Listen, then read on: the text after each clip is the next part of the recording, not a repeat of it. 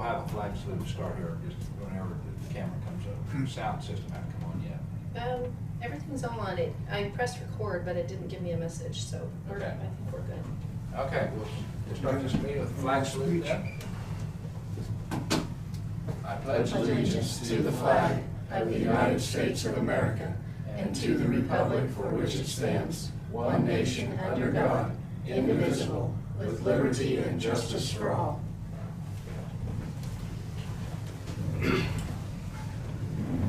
June 1st, 2021, 12:30, Marion County Commission meeting. We usually open up with public comments.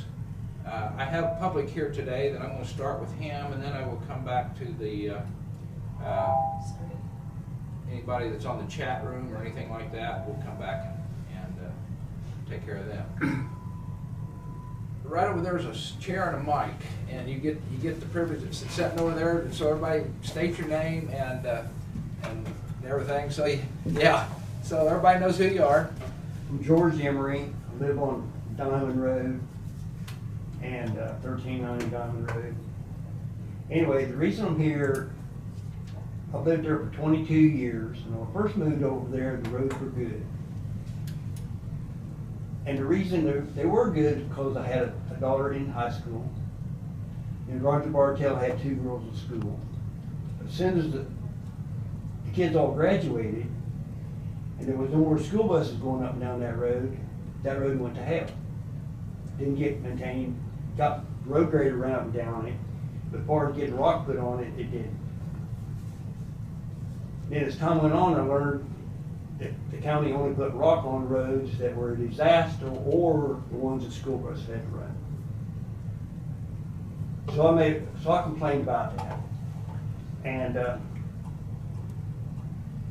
in about, was it 3 or 4 years ago, Randy, that we call it the Golf Course Road? Yes, At yeah. 130th 130th, and K15? Yes. They went in and completely rebuilt that road. Today, that road, instead of having a nice crown in it, is damn near flat, because they're grading the road side to side. There's a little embankment or little dam on the side of the road. And ever since I've lived over there, the road graders, instead of grading the roads to the center, they grade them side to side, and the roads end up being flat. And then the water stands in the road, and the first thing you got a mud hole, and then you got little ditches where the tire tracks have finally ate a groove in the damn road. Roger Bartell's wife, that's probably been 15 years ago, she got stuck about a quarter mile south of 150th, and she had to walk home a full mile in mud. Roger had to take the tractor down there and to pull it out. The following week, or maybe 2 weeks later, short period of time after that happened, Roger come over here, to my understanding, and raised hell. He was mad. And the county went over and completely fixed that area. It looked good. And but over time, with the roads being graded side to side, all that's went away, and it's back just like it was. And how much money got spent on the golf course road? How much did that cost the county to fix that? And within a few years, it's going to be just like it was before they fixed it, because they keep grading it side to side. And on the way over here today, I looked at county roads coming over here. I stopped at every dirt road and looked, and sure enough, there's a mound of dirt on the side of the road where they're still grading them flat. There's water standing in the roads. Everybody knows that rainwater runs uphill, doesn't it? And what I read in the free press, everybody wants to blame it on the rain, but you got to get it back to the county, because some of you have been here for a long time. Jonas hadn't been here that long. But Roger said about 25, 30 years ago, the county decided to quit grading the roads to the center and just grade them side to side, because it would save money.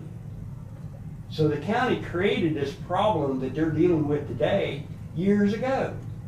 And maybe you all wasn't here back then, but that's how it all got started the county decided to grade the roads side to side.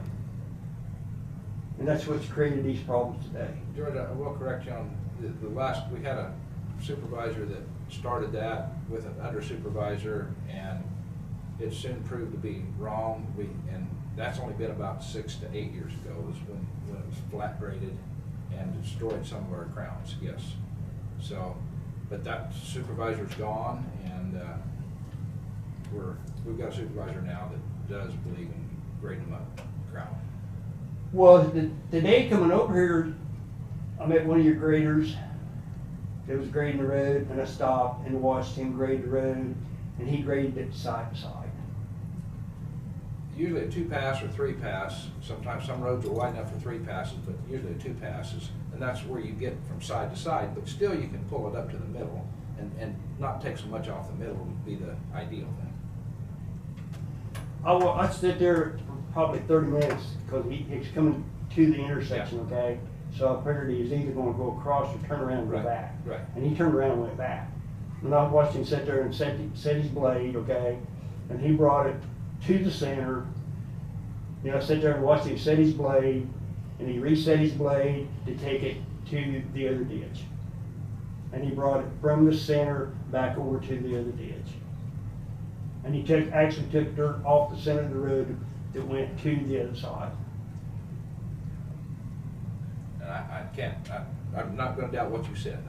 I believe you saw what you saw. And- Well, it's very easy when they set their blade, you can tell where the dirt's gonna end up going. Yeah. It's either gonna come back to center or go to the ditch. And that's where it went, back to the ditch. So that's when I started looking at all the county roads coming over here, and sure enough, there's a mound of dirt right next to the ditch. I've asked this question a few times on right way, wrong way of, nobody give me a straight answer as far as. But something needs to be done, because it's not improving, it's just going Right. totally the other way. When we put rock out in the middle of your road, that worked pretty well, right? Let's say a year ago, I talked to you about the road was a disaster, and within the next week, they probably did 3 miles from 120th up to 150th, and the rock was in the center of the road. Then Roger Bartell told me, stopped one day and told me that he called over here, and I don't know who he talked to, but he asked him not to grade the road, because we actually had a crown in the center of the road from the rock being put in the center of the road. Leave it alone. Then I called you and talked to you last fall and told you that the roads are still okay, still had a crown in the road, and if it was okay, just don't grade it. And you said, okay, you'd pass it on to Bryce. Yeah. Well, come this spring, here come the road grader and grading it side to side, and the crown's gone. Well, the crown we had is gone. Well, I don't know whether Bryce is listening or not yet, but we will pass this on to Bryce. But See. He'll be here. at 3:15. somewhere, something needs to be done to get the roads started back to getting them correct. And grading them side to side isn't the answer. I guess that's all I have to say. Okay, well, George, thank you for coming in, we appreciate it. I think our supervisors are with you, it's just sometimes, I'm sitting here saying this just because what I'm expecting to see from the graders, but sometimes if that road is flat, maybe the weather conditions, maybe they're scared to leave the mud out there or something, I don't, if it's wet, I'm saying, I don't know why they wouldn't leave something out there and let it be packed in to be considered a crown. But rock should be out there. Last summer, I had a package come through the postal service, and the lady stopped at my house and they just put rock on some of the roads in the area. And she goes, yep, they put rock in the middle of the road, and she goes, then we get up and down the road, and then she goes to bring the road grader through and grade it off to the side. She goes, right back where it was in the beginning. We can't get up and down the damn roads. And she goes, that's just stupidity on somebody's part, why they put rock on the road and then grade it to the damn ditch. Does any other commission member have any comments? Okay. Well, anyway, thank you for your time. Yeah, appreciate it. Yeah, thank you. Thank you. Bye. I haven't been by. Up and down there, it's got some sways in it, and it's in, yeah, anytime it gets over there on the edge, well, there's some of those sways, and that rock's been put over there, well, then there's no potholes, or drains cut in. Yep. I got out with a shovel that one time and dug it out, and it was, yeah, the next rain, I didn't get a blank call, so it's all it takes is a little pit cut Yeah, I out. believe about 3 years ago, I drove out there and looked at that road. I don't think there's some areas there that need ditch. Yeah, there's some ditches, But, you know, we've talked and talked and talked about the grading techniques, which, I'm no professional at it. But, you know, I remember talking about 2-pass and 3-pass. And I know we don't do a 3-pass. Unless it's white. So is a 2-pass a side to side? Yeah. Unless they bring it to the middle and both ways and leave it. You Yeah, know. winter road. But this, what he just said, what George just said is, you know, you've got that pile down the middle, and so he's dragging it on across. And- But to me, a 3-pass would mean you've got a pile in the middle, right? And then you go down the middle and just Yeah, kinda flat feather. take that little bit of crown off Yeah. that maybe pile. And to me, that's what I was thinking that we were doing. That's what we should recommend. Well, This road. I'm not the here- expert, we've got experts. This road here would make more sense to pile. I know you wanna keep some supply the next time you come past. And that's, But this road here, until it gets rebuilt or something, that first mile south of 150th, it would be, in my opinion, would be best to pile it up. But from what I've seen, when they've put down rock, I would agree with him, we need to stay off of it, you know, unless right at the end we dump a big pile or something, Yeah. and we have to move that. I've seen that happen, and we didn't get it leveled off. And I went down it after that path in the middle, and it was drastically improved. I mean, you could drive down it and get off the side and pass somebody and not have any issues, because you're keeping at least one steer, one driver on the good. and I haven't been down in front of the golf course lately since it's been, I didn't make it this last summer.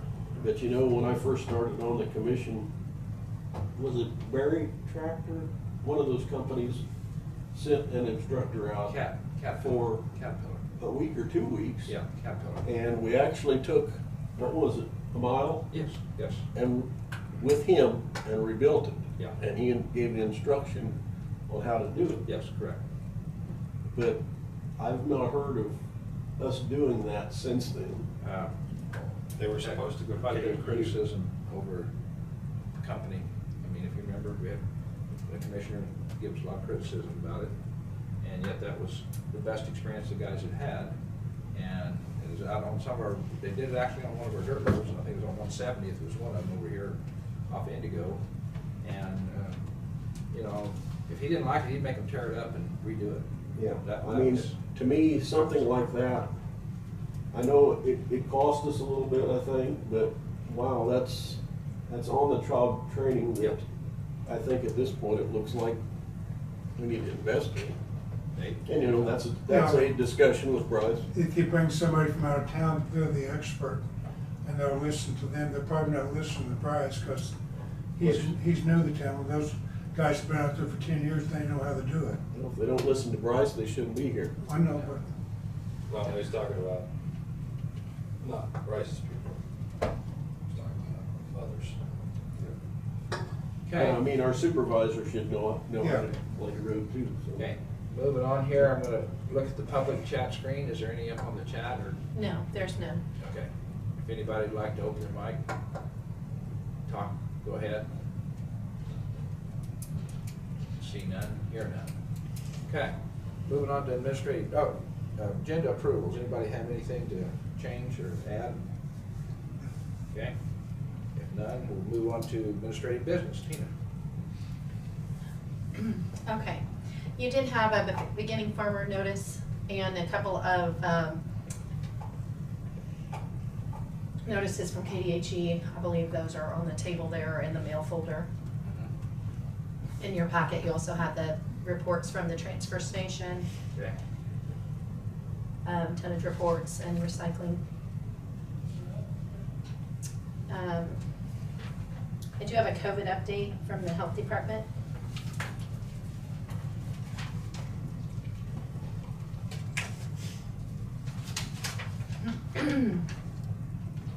As of 7:30 a.m., Marion County has 702 confirmed PCR cases and 391 probable cases, 1 active, 0 hospitalizations, and 24 vital statistic confirmed deaths. The rolling 14-day positivity rate through May 22nd is 7.9%. No change in variants of concern. And then the vaccine information. COVID vaccinations administered last week: Moderna 11 prime and 7 boost, Johnson & Johnson 9, Pfizer 5 prime, and that was for 12 to 17-year-olds. This week's vaccine clinic will be held at the health department on Tuesday, June 1st. Moderna prime and booster doses will be administered. Appointments for Moderna vaccine can be scheduled online every Tuesday in June. Appointments for Johnson & Johnson and Moderna can also be made by calling the health department.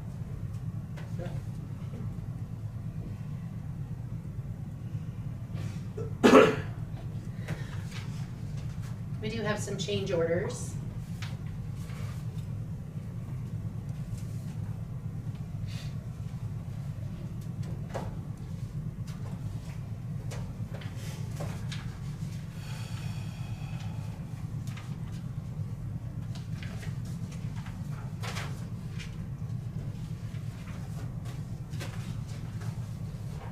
Does anybody want to see the big numbers or?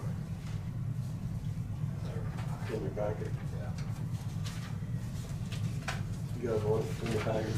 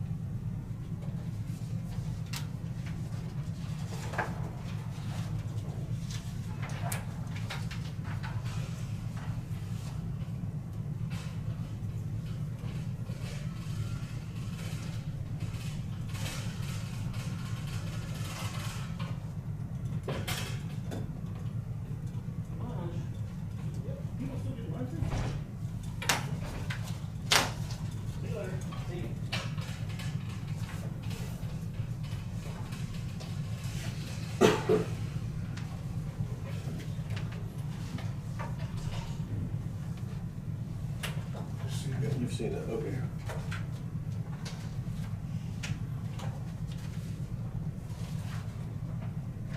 I do have one salary change sheet there for you. Just one? Yes. Okay. Salary change for Alexander Vo from 12/30, effective 5/24/21. Reason new EMT.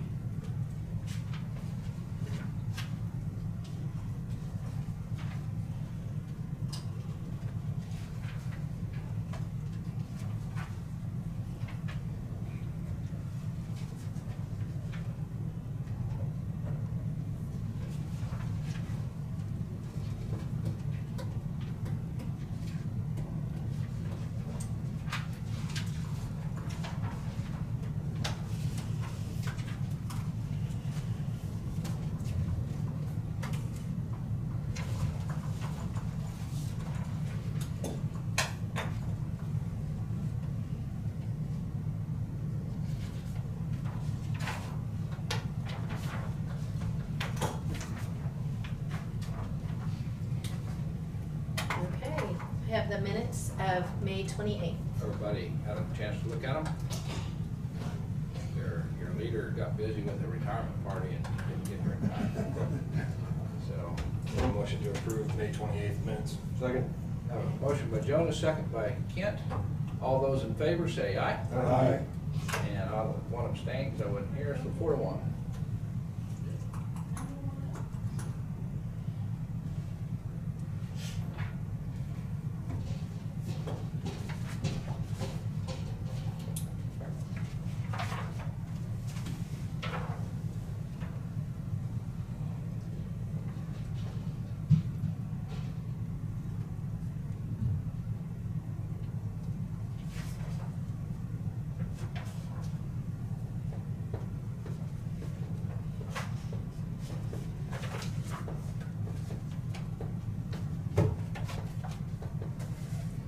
We adopted our pay plan, our cafeteria plan for our current plan year.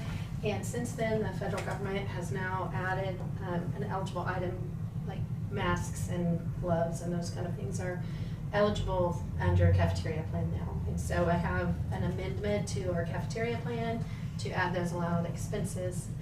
And this would Just be. need to make a motion to that. Uh-huh, yep. I'd make that motion to make the amendment to our Marion County's cafeteria plan for effective May 1st, 2020. Wait, amended plan effective May 2020. When is it? Our plan year starts May 1st. May 1st of 2021. Retro. So you're Yeah. retro. Yeah, 2021, Okay, yes. 2021. Okay, that's my motion. Second. A motion by me, second by Jonah. All those in favor of extending this, let's say aye. Aye. 5-0. Okay. Any opposed? I didn't hear anybody. See anybody? And there's a place, I believe, for you to sign. Yep. Randy.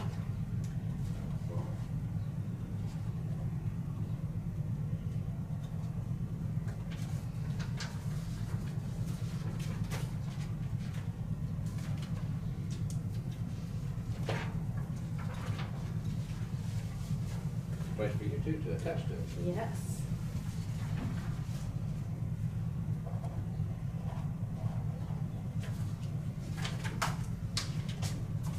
Okay, and that was all I had.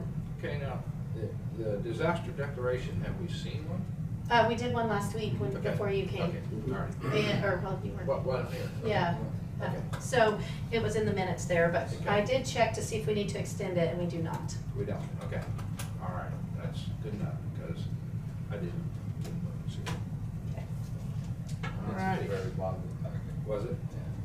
Maybe that's the reason why I get to the bottom. It's just like in your signature. Yeah. Well, somebody signed, Dave did. We all did. Yeah, everybody signed it except for you, since you were absent. All righty. So now we'll move on to, Christina, you said that's everything you have? Yes. Weed department, Josh?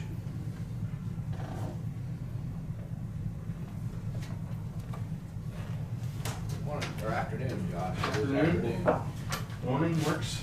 No, not anymore. You used to, but don't now. We've all tried to break ourselves and can't.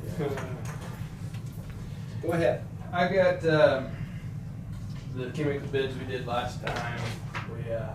I sold auto all of it, and I've sold, just on my last pallet of 240 aiming, and I've redid another bid and stuff for some milestone, because I'm down to one case. Normally that lasts for quite a while. The aiming Escort's going fast this year. Had a leftover pallet of Tordon. It went in 3 weeks. So we'll need some more of that. Okay, good for putting down trees. Let whether everybody's spraying weeds. Yeah. Well, we had just a shortage from last year because of COVID. The chemical plant out of Texas, one that makes quite a bit of the chemicals, when they had that freeze. So there's a shortage on it, and people are figuring that out, and they're buying what they can. Is there any limit to it? I mean, I've never had a limit of selling, to a person. now, my next question is your budget good for this? Should be, because I think it was roughly about 20,000 on that first go around, and last year I went to like 36 is what I had ordered in last year, so I should be good for this, and that'll be, I want this go around once I'm out, I'm out. It'll have to wait till next year. Okay. What about your milestone? Which one? Last year I did that. We ended up splitting 24 quarts from one and 24 quarts from the other. That would be your recommendation this time? We can do that. So split on milestone. Did the prices stay the same as the first bid? Two bids at the same price. No, I mean, From when we did this, Yeah, I mean, a few of it went up a few cents. Not bad, And okay. some of it actually stayed the same. So, as per this sheet and clarifying the split on milestone, I'll go ahead and make that motion to approve the recommendation by Josh on the chemical bid. Okay, does that change the total any, or? No. Okay. No. All right, so I have a motion by Jonas to go ahead with the recommendations here. We have two different sets of bidders, Van Diest and Nutrien. Where's that out of? They're kind of all over. There's a one in Goddard, Galva, so they've got their offices all over. Van Diest down Salinas still? Van Diest is out of Abilene. Abilene, okay, yeah, Yes. Abilene. Okay, I gotta keep things Salinas for some reason, okay. So I have a motion by Jonas, second by Kent. I'll second it, I guess. I hadn't. And put words in your mouth. for a bid total of $14,274 even. Does all those in favor of that say aye? Aye. Aye. You still sell water remedy and stuff like that? It's gonna be picking up here in the next month or so, more for streets. That's what I meant. We're gonna run out of that stuff too? No.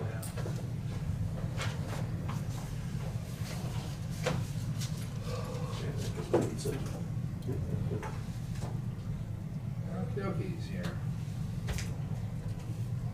Weed bids taken care of? Go ahead.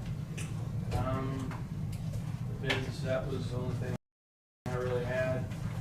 You guys had a performance review. Yeah. Be executive session for 15 minutes probably. I move that we recess into executive session in order to discuss personnel performance pursuant to KSA 75-4319B for personnel matters of non-elected personnel with the board and Brad for 15 minutes. That'll be from 1 o'clock to 1:15. Do you want Josh? And Josh, yes, yes. Yeah. Be 1 to 1:15, that's my motion. I'll second it. Second by Dave. All those in favor say aye. Aye. Okay, back at 1:15.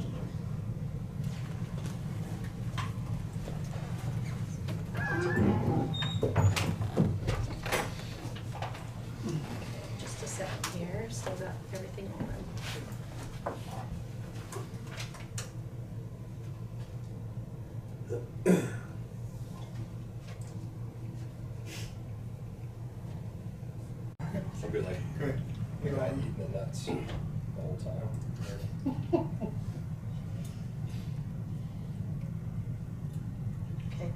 we are on. I don't know why it's not telling me anymore. but It says it's recording. It does. Okay. It just isn't announcing it. All righty. Out of executive session, have a wage change for Josh Hausman. He will be moving from $35.53 per month to $38.55 a month. Effective 3/22, there will be some back pay for that, Josh. The dates we went back to, 3/22/21.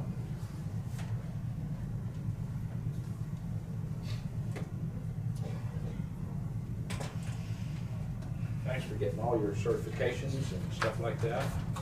Keeping up on all, I don't know how much you got to keep up on for credits and things. Take those classes. Yep.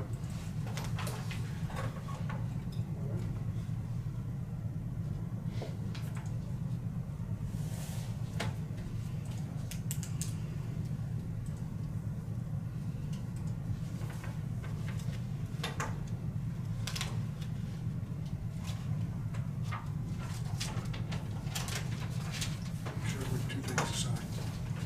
Thanks, Josh. All right. Thanks, that's it. Josh. Thank you. All right, thank you. Have a good day. You too. Back on road again, No, huh? Oh, Have a good day. already been today. I've already been once today. I won't make it down and back in time, so. All right, thanks, guys.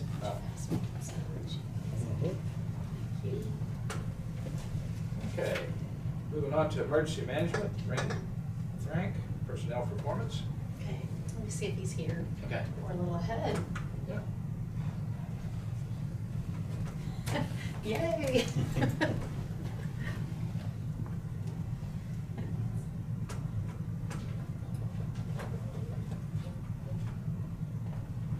Okay. There's no one waiting, so Okay. let's see if you can come over. Unless you need any time before. Does anybody need executive session before we go into it?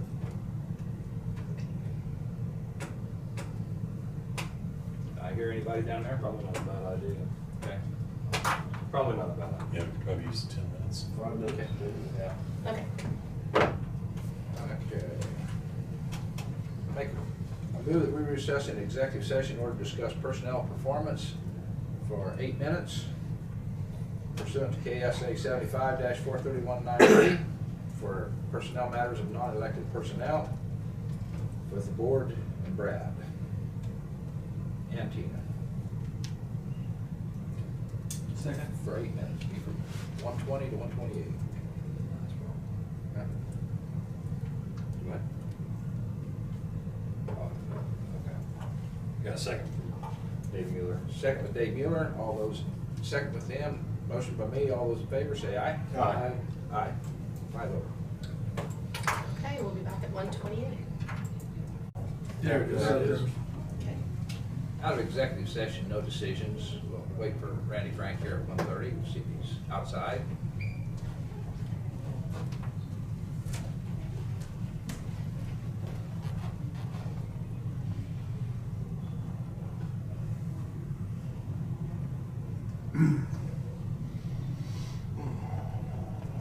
He's coming. Okay.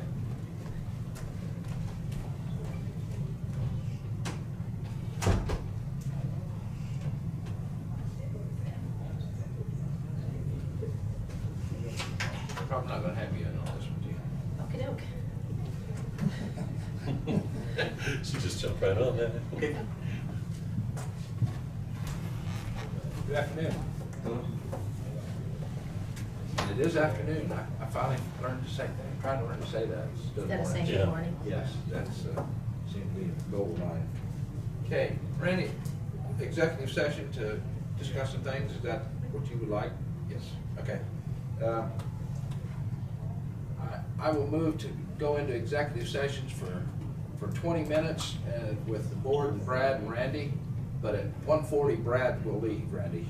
He's got to be gone at 1:40. He will be excused at 1:40 when he walks out, okay? Can you go ahead and do the reason and the, Yes. okay, thank you. I move that we recess in executive session in order to discuss personnel performance pursuant to KSA 75-4319B for number one, personnel matters of non-elected personnel with the board, Brad and Randy Frank, for 20 minutes. The first 10 minutes will be with Brad here. He will leave at 1:40. And then we'll finish the meeting out, or the executive session for 20 minutes. So that will be at 1:50. Yeah, 1:30 to 1:50. That's my motion. Do I hear a second? Second. Second by Kent. All those in favor, say aye. Aye. Aye. 5-0.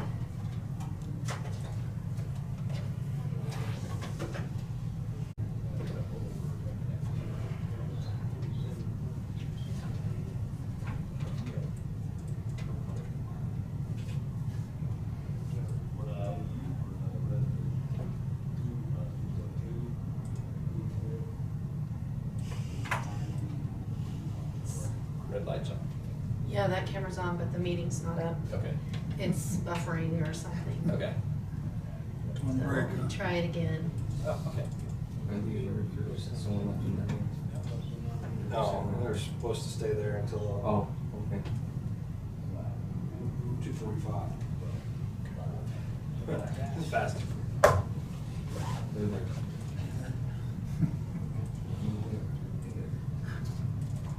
For the next group, no? Huh? For the next group, Yeah. Sorry, it seems like that internet connection is, there it goes. Okay.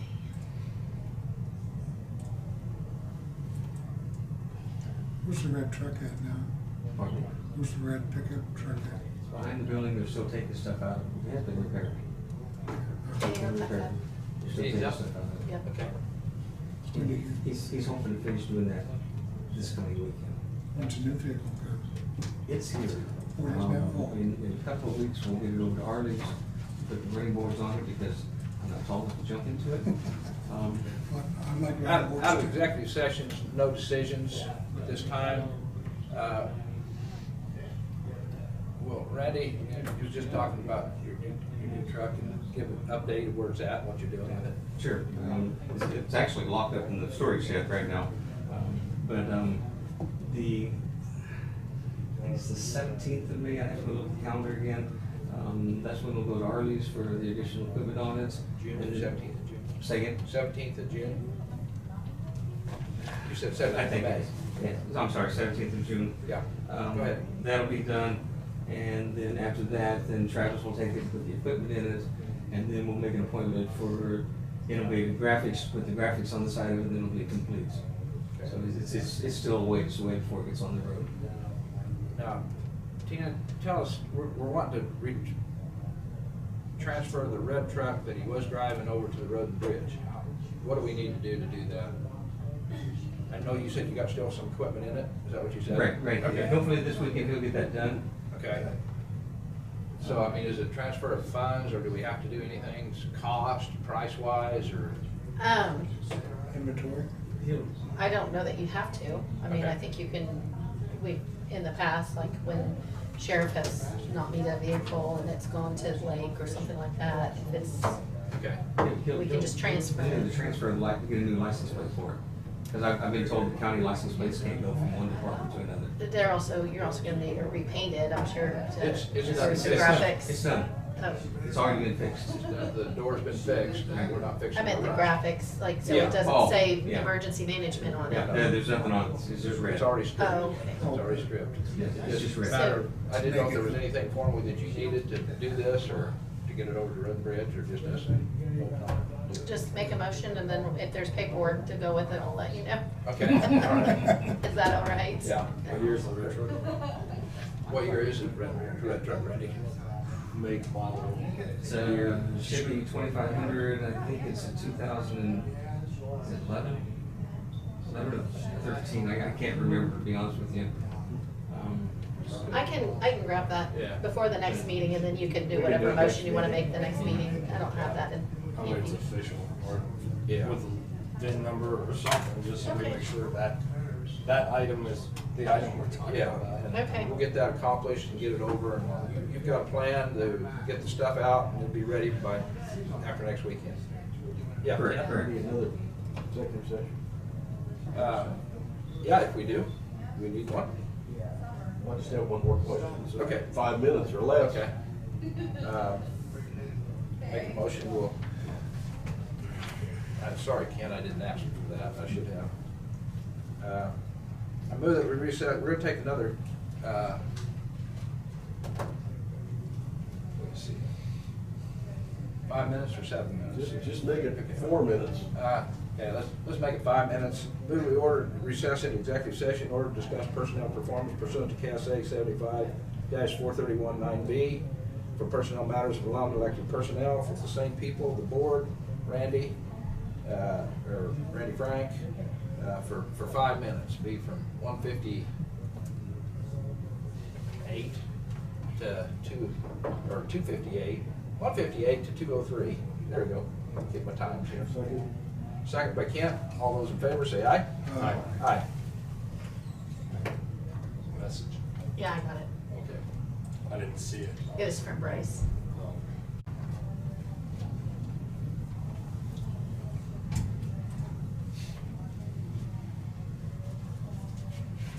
Okay, you're good, Randy. Ready? Okay. Out of executive sessions, no decisions. Randy, thank you. Keep things on the list here, so we're gonna probably set up a schedule to have you come back. So if we have to talk about some more on there, we can, okay? Thank you. This next one, if you do need to go in, you could use number 3.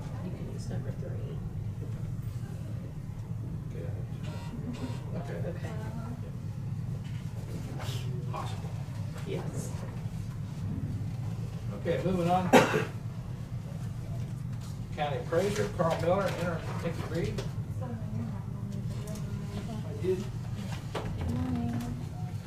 How you doing? Hello. Good afternoon. You want us to sit right there in front of you guys? No, right there, over there, and Nick said. Public can hear you now, Carl, that's the reason why we're doing that, put speaker. How's everybody doing? Good, good. June already, right? Yeah. What does that mean to you? What does June mean to the appraiser's Not department? much when you're ahead of schedule. Well, if you're honest, then what that means is we're kind of right now, we're waiting on the state to give all the counties the updated cost values, the replacement cost news for 2022. So we're all kind of waiting on that actually. Get those downloaded, recost everything. And then we're starting with the land study, depreciation studies, commercial, residential. And that just starts the process for all the depreciation and so forth then. Yeah. So. Yes, I guess I found out what we're waiting on then. So we are waiting actually. Good job. All right. So we have kind of two things for you. One, Okay. we want to go into executive session for a little bit. The first one maybe would be about, Nikki came up a couple weeks ago about 2 computers. This one here would be on Debs for the GIS. And so we have some quotes, if we could show them to So you. that won't be executive session. No, this won't. Okay. This would, the other part Okay. will. Yes, Okay. sir. We're gonna start with this, Okay. the computers first. Okay. That's all right. Spend money on Yeah. Unfortunately. Just said that's what we're gonna do. Yeah. The assertiveness is really coming through. Uh-oh. That's what you asked for. Got to be careful, don't we? We're gonna do this first. Well, that's called assertiveness. Okay.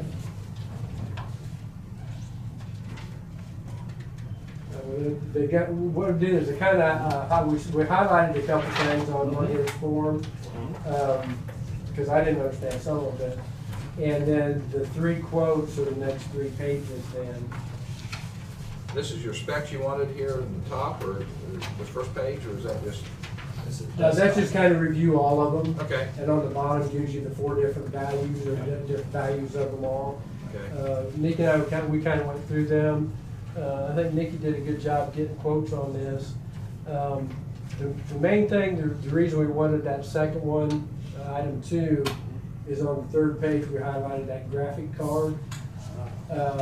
Once again, the bigger graphic card you can get is gonna be better for all the mapping and then so forth. And I think with this here computer, it'll last at least as long as the other one. So that's kind of our theory on that. What kind of caused this here is Deb's been getting a blue screen on her computer in the mornings, and the blue screen is getting more and more common. And then Lloyd said that's a bad sign, and it's about to, and this is already on the second mother card. Yeah, yeah. Yeah. Yes, I can. You've already repaired it once, and it's an older computer. And so instead of repairing it, putting new in old, and then coming up here in a year from now anyway, then we'll have to do it again. So this is, And the Dell at the back didn't have that kind of material on it, or what you needed for the, graphics? yeah, that was a little bit different, and Okay. the last one, and then the cost was a little higher on that one. Okay. Anyway, what does the board wish to do here? Recommendation. Take your recommendation.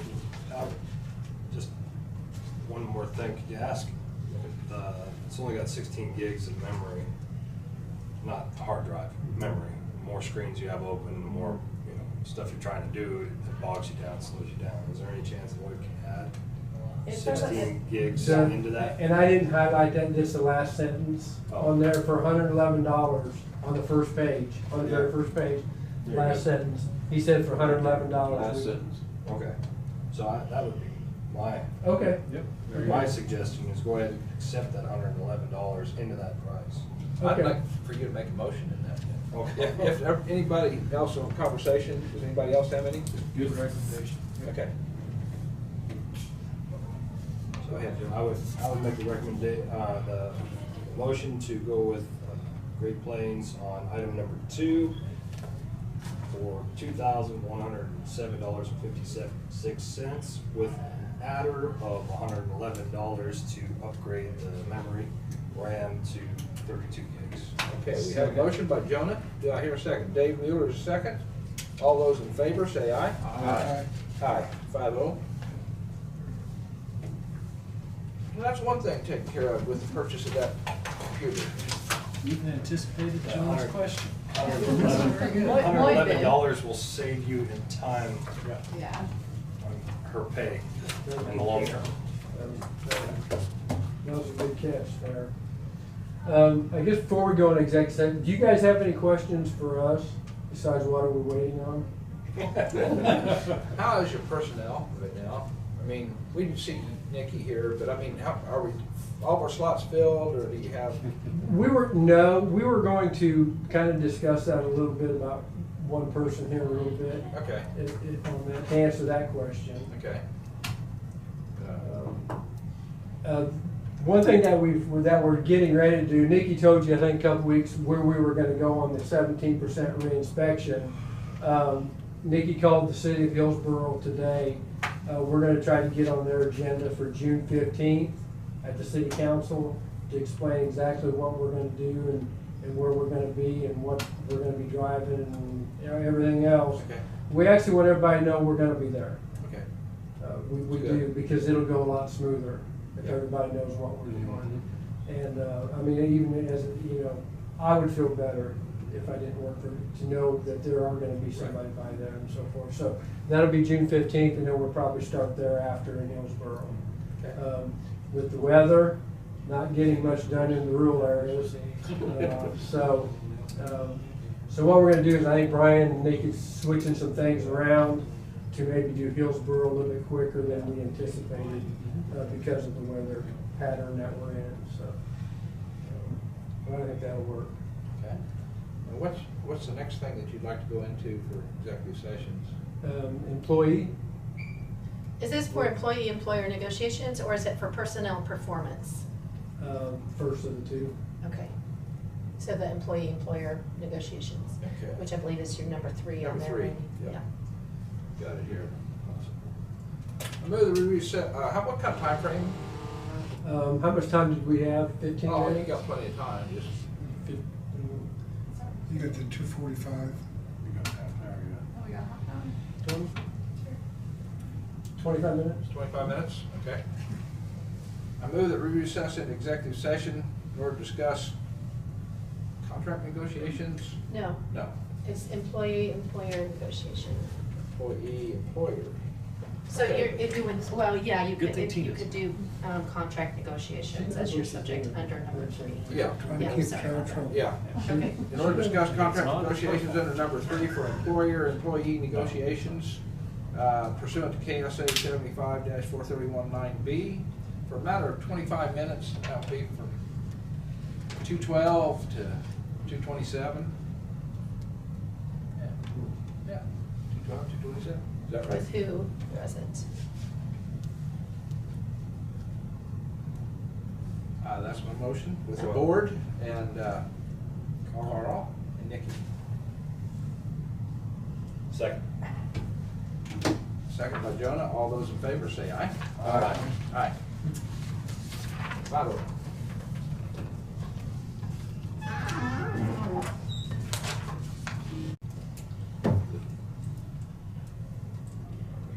Let me know when we're ready. Okay, okay. Okay. Out of executive sessions, no decisions. I would like to put back an executive session for the board for our next meeting to discuss the appraiser's position that we have coming up due June 30th. Okay. That we have to have somebody hired to fill that position by then. All right. Now, I think the part-time people, the way I understand it, they're talking about maybe somebody that's been around here or something. So, but that's under their possibilities. They don't have to have anybody, they can hire who they like, right, for a part-time position. Yeah, I mean, if you need to discuss anything about hiring or want to talk specifics about that, Okay. then you can. I mean, you can go into executive session and talk about that under hiring. Other than that, usually we'll just prepare a salary sheet to present to the board for signature. Okay. If they assign a part-time position, though, that we don't need to go into executive session for that.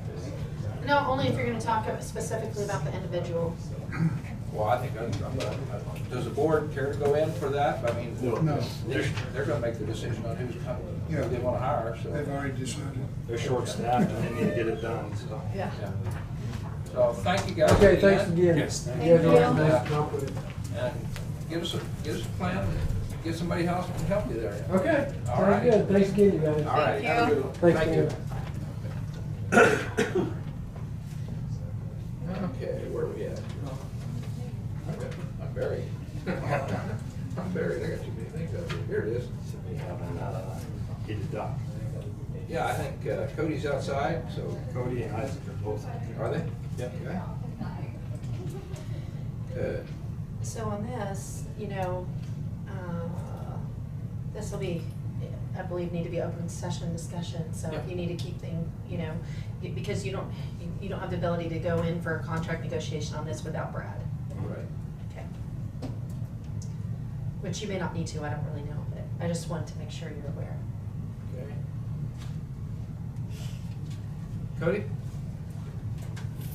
And Isaac, come on in. He's a doc discussion. Big two. Ah, Do I need to be in the somebody big did- chair? Somebody gets to go up there. Somebody- Both of you. Both of you, yeah. What the heck? Just bring another chair. Sit close together. Gotta have that mic. Yes, put me on the spot. Yeah, we gotta do that, Cody. We sort of like to have your feelings on taking some discussion on leading this heated dock deal and see what you present to us. So this would be my recommendation for the next step is, I have talked to a gentleman that does this for a living.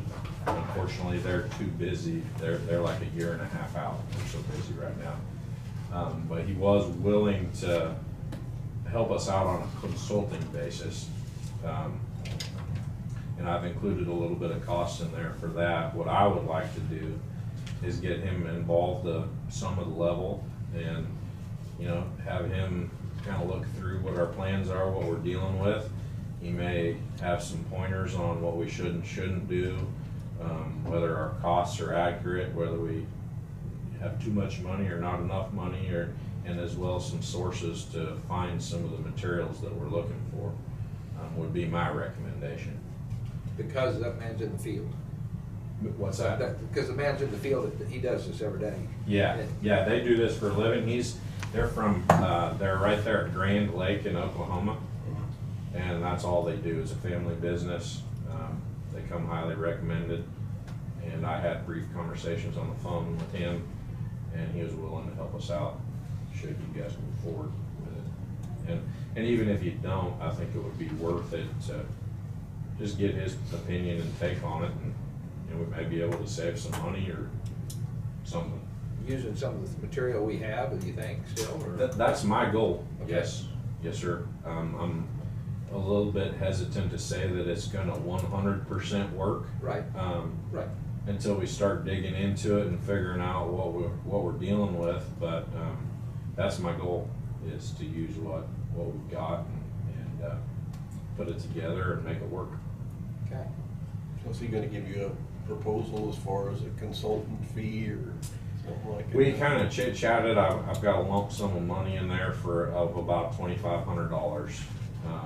I sure hope it doesn't take that much money, but I really think, maybe 8 hours on the phone, if he's got enough time to run up here and maybe put his eyes on it too, we'll kind of see. Would that sort of be a plan 1, 2, 3 plan? More or less, we're gonna do this first, this will be second, third, Yep. fourth? And Yep, I'd really like to get, his take on things. I didn't really put any of the plans or the drawings or Right. show him anything. I just kind of briefly discussed and got his take on, just some general things and where he would be at and that kind of thing and really no details. So I'd like to give him some details and just get some input. How does the board feel about that, the commission? Do you sort of feel maybe that's probably a good way to start this off with again and try it? I think you need to have a little bit of expertise, because Yes, sir. this is not the type of project that most people do. Right. No, and I won't lie. I mean, this is not my normal construction, and I don't like to do things with not knowing what I'm getting myself into, and I don't know what I'm getting myself into. I have all the confidence that with guidance we can do it for darn sure, but I'd like to have some guidance, and like I said, I've included that cost. So, and basically that's $100 an hour is what that is. So we've got 25 hours, and I don't see it taking that much of his time. I think everybody was okay, just with the understanding that you were going to take this on, manage it for 8% or 10% or whatever. Right. Just and 'cause I'll we gotta adjust have it. somebody I get it threw, done. what did I throw in there? I put You got 12.5% Right. right now. I just kind of shot in the middle. Well, If it ends up taking a lot of my time, it may go up to 15. If it doesn't take very much of my time, I'll drop it down. I'll make it as fair as I possibly can. Isaac and I kind of visited about, had the same conversation with Dave. If he can help me out, running some things down Yeah. and supervising on site and that kind of thing, it'll sure help out that fee as well. And is that possible, Isaac? I think so. You're gonna learn how to build a dock, right? You'll be an expert by the time we're done. By the time we're done, we'll have a second one built on the other side of the dam. But I think that's a good goal for Isaac too, is to learn, to be there and see how everything's doing, and I think having somebody right on site, and you'll have to spend some more time down there with whoever does this, and see how it's done. If you have problems with it, talk to Cody, and then we'll all bring it to us. It'd be a good deal Definitely. here. And we wanna get it done, that's for sure, and we wanna get it done right. And I didn't hear no commission member say anything about going ahead and not doing that, get a hold of this person, see if we can get some feel from this person on what can be done, whether we can do it the way we want to or not. See, Right? that's what you're wanting to do, right? Yes, sir. That's what would be my recommended next step is that, get him involved, have him tell us, this is right or wrong or indifferent, and go from there. Didn't give you any kind of feel that there was any kind of a package type of this situation that maybe. There I could know be some everybody- potential there that he might throw out some names or some ideas. He did say that they're too, unless we wanna wait like a year to a year and a half. Yeah, no, I They mean, more couldn't like do a it. drop ship package that we would get with a metal building or something. Right, where, right. Boom, here's That's all your where, materials. that's where I'm looking for. They may have a good source for a supplier that's a one-stop shop that can do all of this. It may help us on cost. Yeah. Definitely. As long as we had all the pieces, and I know I would like to use the pieces that we already paid for, but I'm kinda 75-25 there. I'm 75% in the mindset that I think we can do it and 25 that we can't. I think we can get it done. There might be some slight modifications that need to be made, but I mean, it's definitely good, heavy material. I've gone out there and looked at it. It appears to be welded together, yeah, of quality. seems pretty seamless. Right, the only disappointment I do have in it is I would like to have seen it hot dip galvanized, but other than that, everything looks good. To have it hot dip galvanized now is not possible probably. It possibly could be, Oh, Take right. it to Salina, I think, and have it done. yeah, some of that's, I'd have to do some checking to see, but there is slight chance we could still get it done. Yeah. I don't know how it'll affect, some of that was Right. primed already, I don't know how that will affect Right. it, but the stuff that hasn't been primed, we should be able to. Huh. Yeah, probably just run through a sandblaster and do it. I know, I don't want to see that pile lay there forever.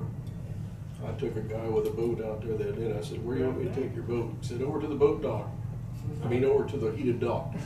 Well, the heated dock is a pile of metal in there. Yeah. So it's already been called the heated dock, What is pile of it? metal. It's already been named. Yeah. Well, I'd make the motion to have Cody go ahead and contact this person and the county, whatever the bill is, let us know. I mean, is that the way you wanna handle that? Sure. Forward the bill for him right to us. Yep, that's fine. That's my motion. I'll second it. Second by Dave. Any just conversation, or just discussion about it? I'd just like to see a nailed down management fee. That way we know every time we say, yeah, go ahead and do it. It's another, Completely understand. When I would say, in response to that, let me hear this guy out and see what he says, and we'll get something figured out there. Okay. All right. Motion by me, second by Dave. All those in favor, say aye. Aye. Aye. Any nays? Did I hear a nay anywhere? Nope. No nays? Okay, 5-0. Cody, thank you. You're welcome. And, thanks for being willing. let's do this. Go ahead and You get bet. her started. I mean, we may not get her done in I'll be time in for, touch. to jump off the water yet this year. It might be too cold, but let's get her done. Isaac, you got anything? Okay. No, How was your weekend at the store? store was good. I was gonna say camping was good. The only thing that was slow was boating, which I mean, given the weather and everything, Yeah. people still tried it, but I didn't want to especially get in. yeah, Saturday there were a couple that went out there and did some Did shooting and stuff. But Did the vendors from town get their stuff out there? so we did get the propane out there. The batteries we have not. They ordered a special rack for that battery charger. That's going to be coming hopefully this week. We are still waiting on our live bait application. I just talked to Ashley there. They said if anything, send us another one. They're acting like they haven't got it. So we're checking with the treasurer now to see if the check was actually cashed. They said that'll be kind of the indicator on whether or not they got it. Do we need to go to Pratt? What? I thought we were for the Pratt. So it actually I know where the office is. Yeah, well, and I called him, and the guy that I spoke to said that he couldn't find it. And so he said, check your bank account to see if the check was cashed. He said if the check was cashed, they got it. If it wasn't, then they didn't. And so we're working on that right now, and I'm supposed to call him when I get back to the office to see what I found out. And he said he was gonna do some more digging on his end. So if not, then we're gonna get another application sent out right away. But, yeah, that's. The accounting system's all working well. Yeah, no, it is. The Yeah. point of sale system worked great this Yeah, week. Adam he was all smiles when I Yeah, asked yeah, him. I thought, yeah. Well, it must be working well. It's a big Yeah, upgrade and it's super easy for us to kind of see where we're at you can do it day, weekly, I mean, any Cool. random dates you want and see how you're doing. So, I mean, that point of sale system's it's been great since we fired it Good up. deal. What about the, you talk about part-time help? Yes. So I have not got any part-time help hired yet. We've been going through and filling out exactly kind of what we're gonna ask of the employee. Talk to Tina about it. I'm hoping by the end of this week we'll have something in the newspaper and we can move forward with hiring somebody. Okay. Good deal. Any other questions, Commission? No? Free to go, guys. Okay, thank you. Thanks. Thanks again, Cody. You're welcome.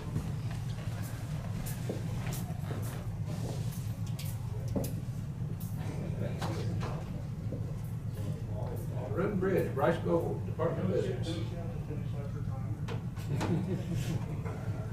Hey, man, the Mountain Dew. We know how long we Got a big one, We too. got a big Mountain Dew today.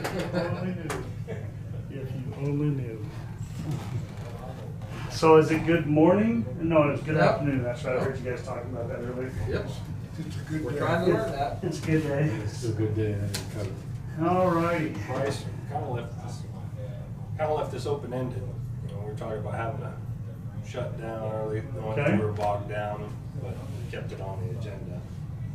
And if it doesn't work, you need to let us know. What's that? Just a work session or any of that. I know, I'm just saying. I'm here. If you're bogged down, don't be afraid to say so. Nope. I would rather get it over with. And Got good help out there. I brought some. So you're prepared. Yeah. Yeah. We can order something if you want. Yeah, 'cause you came from down there way earlier. If That's mine. Anyway, Thank you. He should have got put a nothing to do frown with on you, it. but by the Okay. way, We we just gotta get people's papers back. Yeah, he just can't have that frown like, what is this? Yeah. I had to see what the name on it was. Gotcha. And just to catch you up there, Bryce, Randy Frank's truck will be cleaned out apparently after this weekend. Oh. You're doing it. Efficiency. Okay. Ooh. Even got a note that said, please log into K-Camp and add to the inventory. It said road and bridge will receive May 28th. You want to see it? Randy wants to see it. This isn't for the, This isn't the right truck. I don't know. Oh, is that, maybe that's our new truck?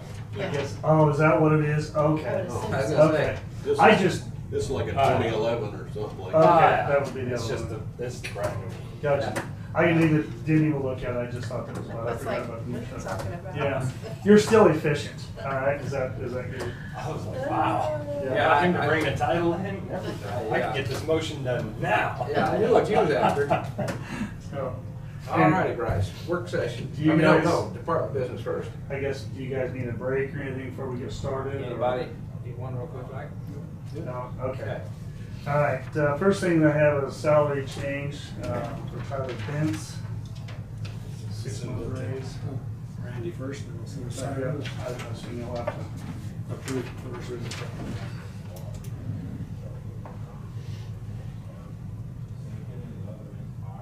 Tyler Benz. Took over up north Tampa. New hire, oh, okay, yes. Yep, he's worked for us before and he's Okay. came back and. Okay, good. Tyler Benz, is gonna be 6-month raise as an EO1 from 2319 to 2362. Good deal. I met him up there, they was gonna start looking for where to haul dirt from 360th, right? Was he on that?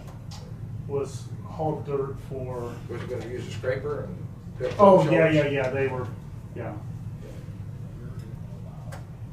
Wow, or not wow, but the Oil. Roy. I thought that was good, working together. That's what- Those guys up there are all fantastic. Good.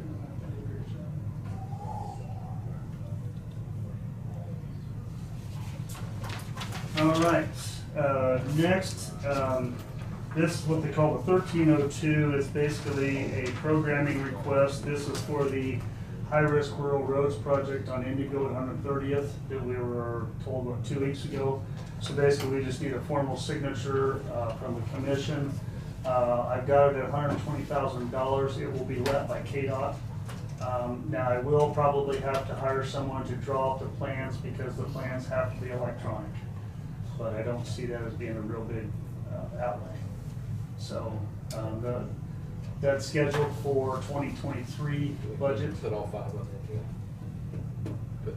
There's 3. I have asked that before, and they just kind of just, you know, so, well, most of them are 3, and I said, I understand that. Yeah. We've got, Just, they can just sign Sign underneath. yeah, I know we've done that before, but Okay. it's been kind of frustrating that,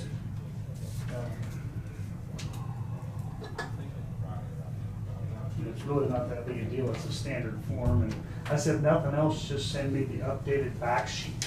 You know, I mean, it's just a standard form, so. Okay, does anybody need Brad back today or anything? You Bryce, Tina, you need him back? I know. But if he wants to come back, I mean, it would be. Only if he brings like snacks. Just- You know, we could probably guilt him into that. She'll have to draw your line. So, okay, someone's answering. Okay. I already gave him upset because, so I had to leave early, and all he said was yes. No explanations. Okay. He's got that signed for you, but I need to bring it back so Tina can have a copy. She has to attest it also, so. Yeah. I assume that would be the attest, so. I'm sure you've probably heard by now, some of you have experienced it. We had some flooding last week. Anywhere between, well, I would say 2 to 2.5 you had at your place, Ken? Gossel had 6, Hillsborough had 6.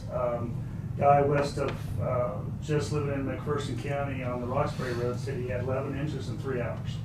He showed me his rain gauge. So all that water came this way. We basically had water over most paved roads from Tampa south and west over into Gossel. But no major damage. We had a little bit of pavement washed off at Diamond and 150th, but it's on the edge of the road, no big deal. I mean, it was, we'll have to go back and fix it, but nothing like to close the road or whatever else. But anyway, so I'm guessing, obviously you guys did the disaster declaration, and so we are keeping track of that as far as costs, things like that, for another bout of FEMA if we get to that point. So hate to say that way, but we weren't in a great situation anyway. Then it was something like that, and then rain all weekend. I will tell you that we've started contract hauling today. They're hauling on Pawnee north of 50 today, as well as 240th to 260th on Nighthawk. When they're done at Pawnee, we're going up to 360th east of Ramona. We're spotting in there on some bad spots right now, but we've got a lot more work to do. So please get started with that. Our guys are out spotting in bad areas. Most of the places water went over the road. In rock areas, we're doing the same thing to put rock back on them to get them somewhat traversable. So dealing with calls, they've been coming in quite frequently too. So anyway, I got called out about 12:15 last Thursday morning, and other than going home sleeping about 3 hours, I came came back home about 9:30 Thursday night. So open, close all over the place. Opened up Sunflower 6 a.m. Friday morning. So the only thing that we had left closed after that was 140th from Sunflower East. Water was back down. I did give a courtesy call to Tom Kirk down in Chase County. I said, have a good weekend, here comes the water. I will not tell you what he told me, but I said, well, I'm sorry, at least I'm giving you a heads up, because they had no idea the water was coming. So 24-hour notice. That he said it 24 hours from going through Florence. He said I think he said Cedar Point was underwater Friday, and Clements was, and it was all heading that way.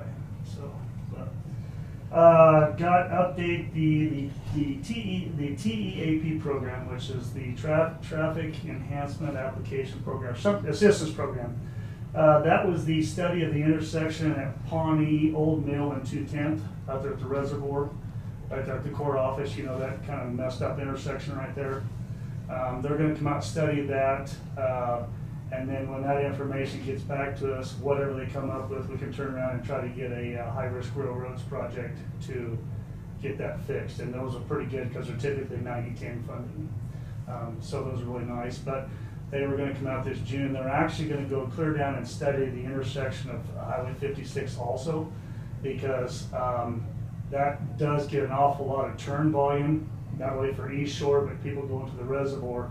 And I don't think that was ever studied when they did Highway 56 or that road was paved in through there. So it's not really a great intersection as you're going west, because it's just as you come out of the curve, there's a turning movement. It's a terrible turn. Yeah. So anyway, that was at the request of, who's mentioned it to me about it, but anyway, passed it on to KDOT and they were all for it. So that may help too, if it's not only get triple R money, but if we can get maybe some KDOT involvement straight through that way too. But anyway, they're coming out in June, and then we'll depend on what they come back with when they. You gonna be all right? Mm-hmm. Yep. Go right ahead. Okay. I just seen some movement in the mask over there. So, 5046, the 290th culverts. Water was over them again, washed out the bottom side of the culverts. So we're gonna have to go in and put some. Surfacing, whatever else in there, just to get a safe passage through there until we get it let. It is due to be let in this month in June, so that will be. And I think we set the earliest start date was basically as soon as we had a valid contract, and I think we gave them till December as the late start date. So it's kind of, the more time you give them in between there, the better off your bids are to try to fit it into their schedule, whoever it may be. It's never great to close a road like that, but there's really not much you can do when it comes to this. So we'll have some rock on Nighthawk and hopefully maybe have it rebuilt by the time this comes into play. So that will be somewhat of a decent. You were talking about culverts, just driving around. These fields had so much loose trash on them that, oh my gosh, I've seen culverts that it's stacked 3 or 4 foot above the culvert. Yeah, we actually had 3 foot of corn stalks crossing Kansas south of Ag Service. We had to take a motor grader out there to blade it off or just open up the road. So then that water come up so fast and it just took everything with it. And then when it couldn't flow any farther and the water went down, it just like that. So yeah, we've had. I've never seen water over some of the places on west of town here on 190th. Some of the flat spots still have water. I mean, I bet when I first went out there, we had water in 8 or 10 different places over the road. Just incredible. And that wasn't even right out west of town. So is it best to let that stuff dry out and then try to burn it? At this point in time, I don't think it'll ever dry out, is the problem, because it's got mud and everything else with it. But the main thing is, and that's part of what we did when we do a FEMA, is you kind of prioritize things, you know, make sure the roads are passable and safe. Then you start working on those areas. I'm guessing we're probably going to have to go in with an excavator and scoop that stuff up into a truck. You know, I just don't know. You could go in there, you can push it all you want to, but when you're pushing mud and everything else, it's just, you got to get it loaded up somehow.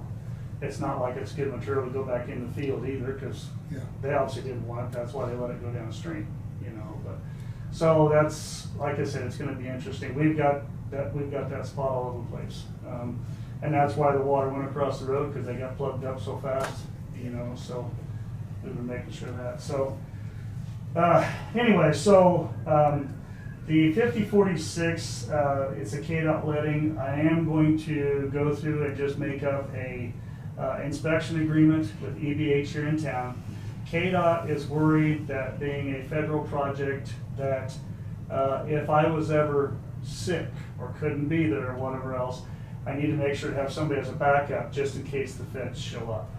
It's just a matter of formality, but they want to do that just to make sure everybody's covered. I'm still planning on doing all that. so. But anyway, we may just leave that open just for all these projects, so. Shouldn't take too long, but you know, and they get worried about that kind of stuff, so.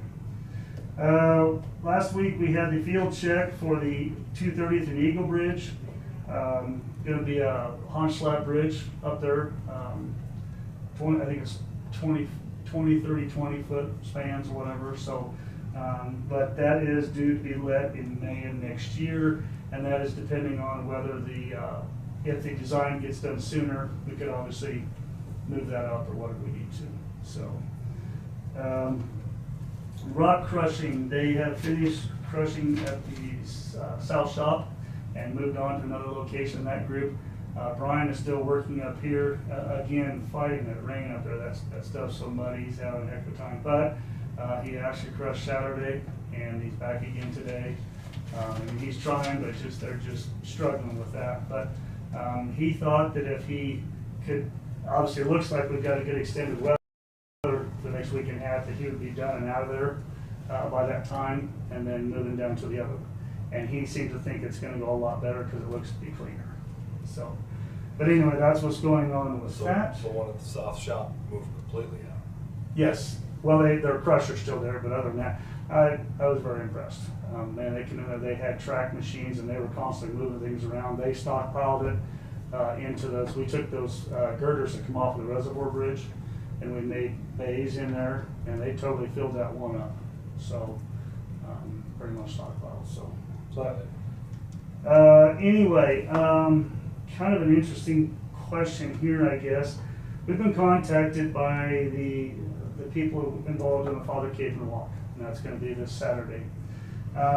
They had approached KDOT about possibly closing Highway 256 from Highway 56 down to 190th because they are anticipating all those people will staying at Alvin Krovis out there Saturday night, and then getting up Sunday morning and walking the rest of the way to Filson. Well, KDOT, I mean, they want to do stuff, but they don't want to set a precedence about trying to do this. So they basically have made the decision, and that's what they're sticking with statewide, is they will not close the road for that purpose. You're looking at the fact is, not only all the people out there, but how many people are going to be parking. You know, they're going to have off or private property or parking, nobody really knows, whatever else. So they called me and said, well, here's the deal, we won't do it, but we will allow another entity to do it. And just like they do during Old Settler days and all them other states, they allow the city to close through town, but again, it's totally on them. Well, he said, so basically that would mean where it is would have to be the county, which would mean we would have to go out and we would put up the barricades Saturday, whatever it was, come back in on Sunday when they're gone and take them down.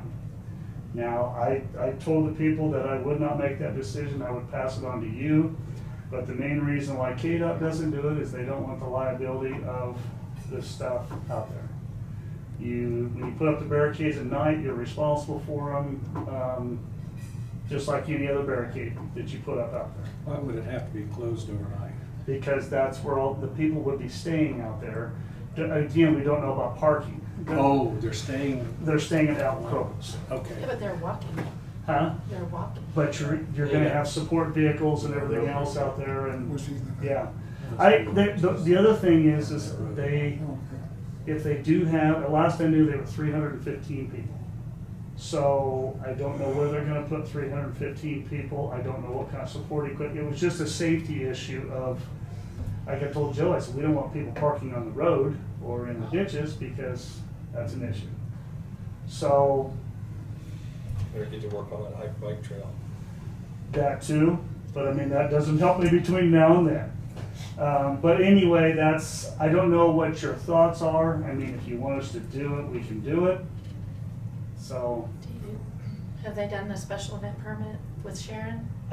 She did pass that on to Randy Frank, and I don't know if they have filled that out or not. I mean, because the people that do that walk, they do get with all the entities and get all those permits and all that done, because they're gonna camp in the Peabody City Park, and I know they've gone through the process to do that. So yeah.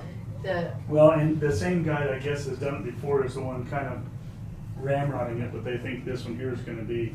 right, Such so a he big- probably needs to get a hold of, Yeah, I don't know, I don't know if Randy followed up with them. Obviously, you haven't received anything then, as I'm guessing, or through the county, or whether we would even need anything, I guess. if- well, I mean, that would need to go through planning and zoning, Okay. through Sharon for the permitting on And, that. and she has. Just for the special events, because that addresses parking, it notifies Okay. the law enforcement, all of those things. Yeah. It doesn't address closing the road, but if they requested it, then Yeah. that would be a good vehicle to use Right. to do an approval if the board wants to. Yeah. I think we need to, probably. Well, I don't know, again, it's just the Personally. issue of, and like KDOT, you're now gonna establish a precedence that anybody else that wants to do this is gonna come before the commission too. Don't know if you've done it in the past, or, They have this walk every year though, don't they? well, but it's only. But I mean, it's probably more people this year. It's only Well- been 100 people before. Well, yeah, and like I said, I was told they shut off reservations at 400. As of the first of last week, they were at 315. But again, I don't know if they're gonna be adding people or whatever else. And again, How many people show up Sunday morning and walk? well, that's walk the from there other, to the yeah, Pilsen, you know? that's the other thing, because they're trying to limit that, because obviously they're trying to get everybody into the church, but who knows how many people could or would show up. But anyway, like I said, if you want us to, we can, but I just kind of leave it up to you guys to establish. So we have to leave personnel out there all night. Well, we wouldn't have to be out there all night, but my point is, if you put the barricades out there and somebody drives through them or damages them or whatever else, you always have that. You should also probably have some advanced notice up on 56 also, or at least cones or something like that along the turn lane up Yeah. there, which, I mean, we could do also, but like I said, it's one of the things. I did find out in the past, they've used highway patrol and they actually stopped traffic to allow the people to walk across the road. You try to get 300 some people across the road, that's gonna take some time. It's gonna take an hour to get across the road. Well, so I mean, they've obviously done this before, but I don't think they've expected or anticipated this. Do you know the route? I do not. I do know, well, other than going from Peabody, I've been told a lot of that can depend on the weather. Because they try to stay on the lowest volume roads they can. Obviously, if they're muddy, they wouldn't wanna do that. Cause I did ask for that, I haven't received anything back yet, so. But obviously, they've gotta be coming into, I'm guessing, coming up Remington. Cause he kinda told me, he said, well, we sometimes don't have an established route, we have somebody go right ahead of the walkers to determine what the best route is that day, you know, so. You won't have to have that road closed Saturday afternoon, because when they come, Well, I don't know. See, I don't know what time they're gonna get there, and, you know, they it's you like look the- at. it's like the bicycle people, they come all day long. Yeah, one of the things I look at is, Fifth? yes. That's this week. Yeah, this weekend. Yeah. Couple of days. Saturday. Yeah. But like I said, KDOT called me Friday, but that's why I was wanting to wait, or Thursday, whatever it was, but, so, but the biggest thing I look at is just facilities. I mean, you've got facilities out there you need for that many people, what about food? Porta And- potties. Well, yeah, and just. 315 people and no facilities? Well, and then, well, I don't know, again, I don't know what, but the other thing It might is, be on the support vehicle. Wouldn't do plumbing or what? well, but look at the fact is, if you want us to close the road down, and then people are driving in and out of there all hours of the night. Now they're driving around barricades or whatever else, so now that puts us in that liability also. Might be better to leave it open. I don't know, I mean, like I said, they had just asked about this, and. Well, if you close it, wouldn't you have to provide a detour route? Well, typically, well, this is a state highway, and again, KDOT's kind of washing their hands of it, but, you know, typically, we close a county road, we don't, or emergency, you don't provide a marked detour. Obviously, they do have, ways around it fairly close. I mean, they could come into Cedar and whatever else, but, again, I don't know. During the flood, they would just wave you on 56. Yeah. They yeah. wouldn't let you stop. But I mean, they were standing out there too. Yeah, they It's stood one out of the there, things, yeah. but like I said, to say that we'd have people, because again, I don't know, maybe some of them will show up in the middle of the night and wanna come in. There's no and- traffic. Yeah, you know, and then, well, you know, I'm part of the Cape and Walk where they drive, and they end up driving all the way through and into town. I mean, like I said, it's just, How about, would another option be to keep the road open, but at least put up some flashing caution lights, and can you? Stand at the park in Peabody. I know it's on a jaunt, but why have to stand at the park in Marion? Don't know. I don't know if that's where that was, No, that he volunteered to put them out there.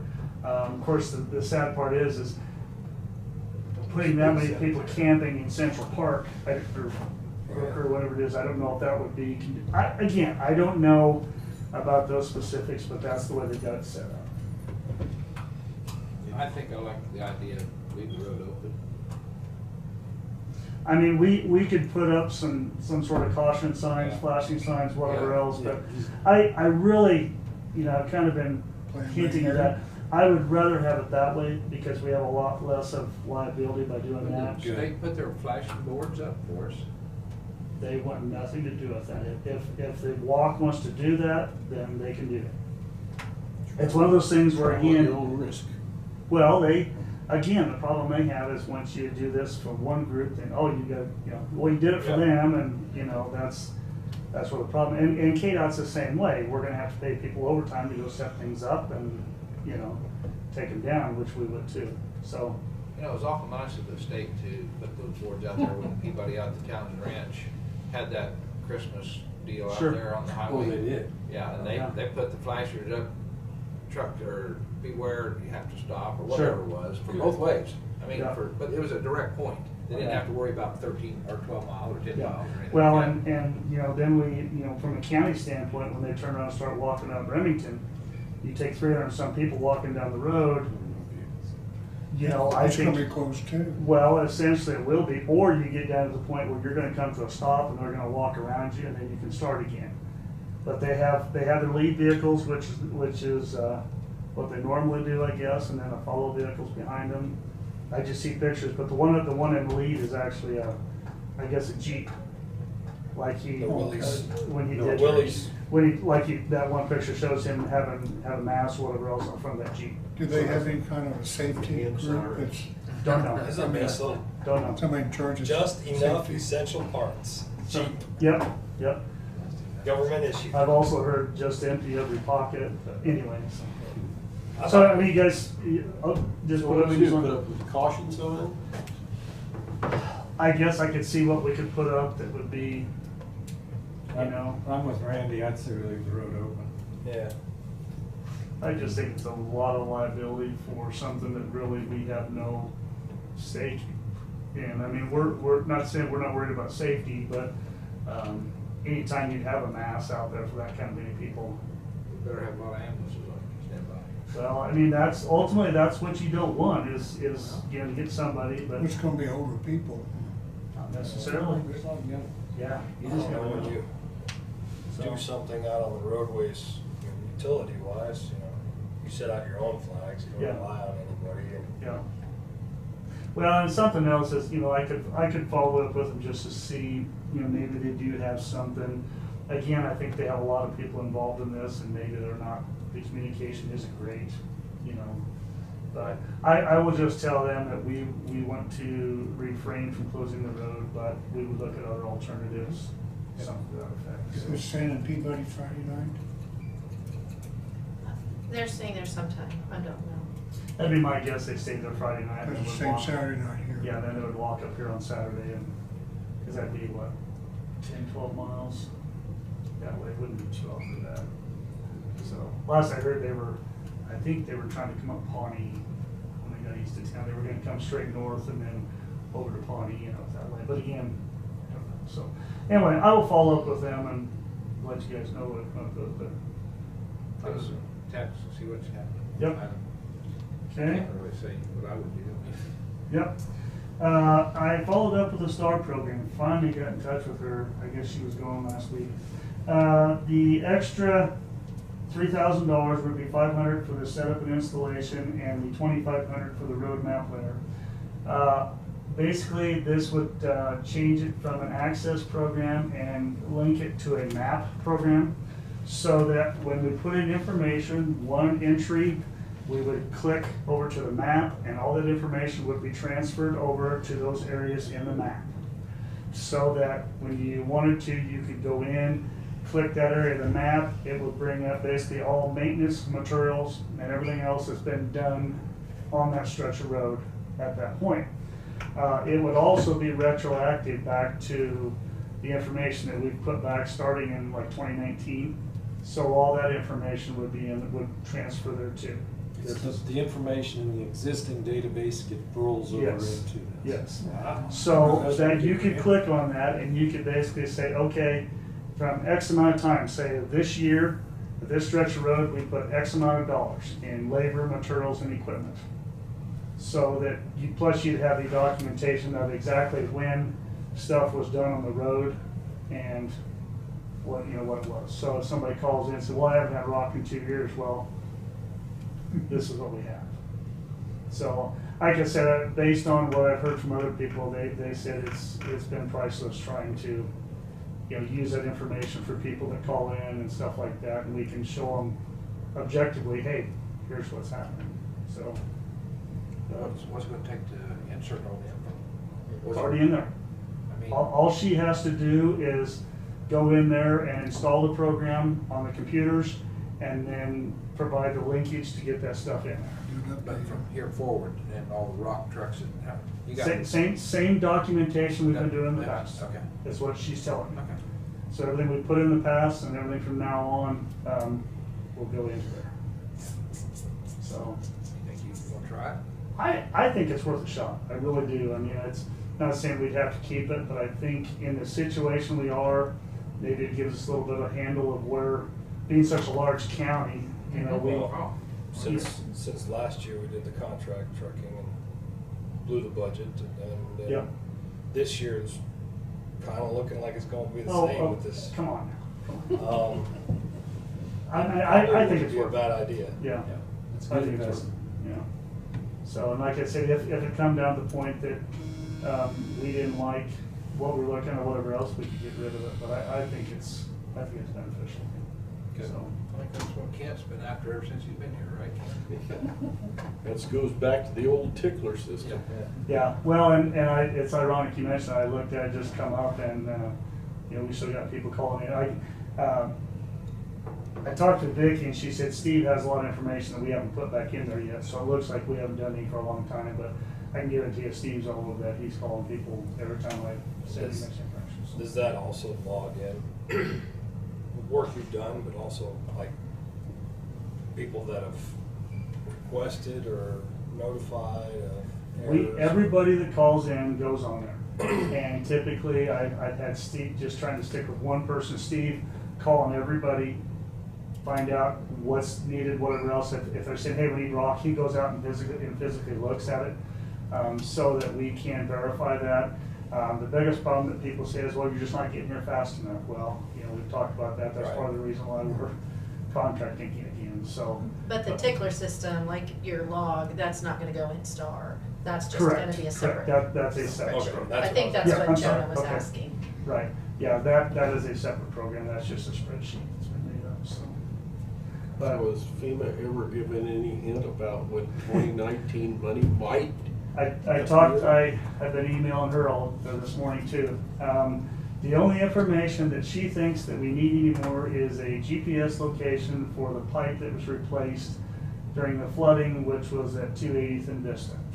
So if I go out there and give her a GPS location of that pipe, send that to her, she thinks that she has everything that she needs to, so that she turns it in. Her boss looks at it. If he's okay with it, then it goes to the FEMA people. She said, based on no problems or whatever else, that if I got that to her, probably tomorrow, that best guess was middle of July to August. We're gonna need it then. I mean, there ain't doubt about that. I'm We need it just, now. yeah, and that's, and she said the same thing, she turns the information in, and all the information that I've sent in has just been incredible. I mean, I've had to take pictures of every piece of equipment we have, labeled with serial numbers, and, all these different locations. They burn piles, they want to know the size of the burn piles, and it's just incredible, the hoops we have to jump through. It's called bureaucracy, that's what it's called. Well, it's. It Keep is. your You wouldn't do that much work unless you were telling the truth. Well, that's, that's what you think, is that, but anyway, it is what it is, so. Anyway, Take any action on that star program Do we need an action? to authorize it? I mean, we've done $3,000 stuff. dollars. Huh? Well, yeah, I mean, for that kind of money. if you- 3,500, wasn't it? 3,500. Well, it'd be 3,000 for the initial setup plus the program, and it's an extra $250 a year for the support, so it'll be $1,250 instead of $1,000 we're paying. So $3,250. Do I This hear a first motion? go around. Make a motion to approve the STAR program, price not to exceed $33,250 for the 2021 year. Okay, do I hear a second? Second. Is that Dave Mueller? Yes. Okay, have a motion by Jonah to pass the STAR program on the road and bridge, and Dave Mueller seconded for $3,250. All those in favor say aye. Aye. Aye. Aye, vote. Due to the flooding last week, we were not able to have the meeting with Scott Burkamp. I talked to him just before I came in here, and he's got a lot of stuff going this week, so we plan on meeting maybe Monday of next week. So I don't know whether we'll have that stuff arranged by Monday's meeting or whatever else. But About 290th. well, the 290th and the quarry and all that information there. Okay. So I will follow up as soon as I get information. So, Okay. like I said, just didn't he didn't realize how much rain we had either, and so it was kind of a mess. So that's all I have in regular business. Okay. You guys don't have anything? Yeah, I do. Don't know whether you watched the first of the meeting. We had George Emery in here, 1390 Diamond, and he was concerned. Where you're talking about the pavement. Oh, okay, peeling gotcha. up. I And, thought that was the 150th. 150th and Diamond, Right. east south of there. Oh, yeah, that's where he lives, though. Yeah, he lives at 1390. I guess, okay, yes. And that's the pavement section that washed away. That water must have been 5-6 foot deep across that road. He wasn't really talking about the pavement. Yeah, he wasn't talking Oh. about the pavement. Okay, He was talking about our grader operators and flat blade, okay. and he just wondered why we're flat blade. He'd like to see some crown roads. Interesting. I mean, up for the last year and a half, he's been happy we had good crown in the rock, and Yeah. so, That's what we He said dumped that's that all rock. gone. He said it's all flat again. We dumped that rock down the middle of the road and he was happy. Yeah. And then as soon as we put the grader back on it, he was unhappy. well, like I said, I was not aware of that, but I'll check into it or Yeah, that was whatever else. that was his concern. You can see it on the video. Okay. program. Well, like I said, it's, you drive east and west on 150th, and man, you see water for several hundred feet in either direction. That must have been incredible going through there, so. And this next issue that I wrote down, when you said something about it, was rock crushing. You were talking about the guys out both sides, Mhm. both up here. I'd like to know, what do we feel like as a commission? There's another project coming up for highway rock or for state? Yes, they are, the plan was to let the next project, the final project in November of this year, from what I understand. Okay. I'd like the commission to know whether they want to move ahead with any more rock crushing or not. I mean, I really think that, you know, we had a little experience out here with the south stuff, and we've got a contract to do it all, and Kent's drove on it. I mean, he's seen it, the way Kent talks. I have not seen it with this rock, with concrete. I need the road crew up north that you did. As long as it doesn't have all that stuff in it Yeah. that was up there. Extra. Well, What I saw was pretty good. that was just stuff at the south job. Yeah. That was But building. I'd like to have some thoughts about where we're going. I don't want you just coming in and say, yeah, here it is, contract, let's take it, let's do it. Sure. I want us, because if we're getting close to I think Paul's point of view was, not just because he works with us or anything, but I mean, if we're close to within $1 of rocks, I mean, buying it, then why should we go to all the extra expense? I mean, Is it harder rock though? wow. Again, I'll say that it is harder and better rock.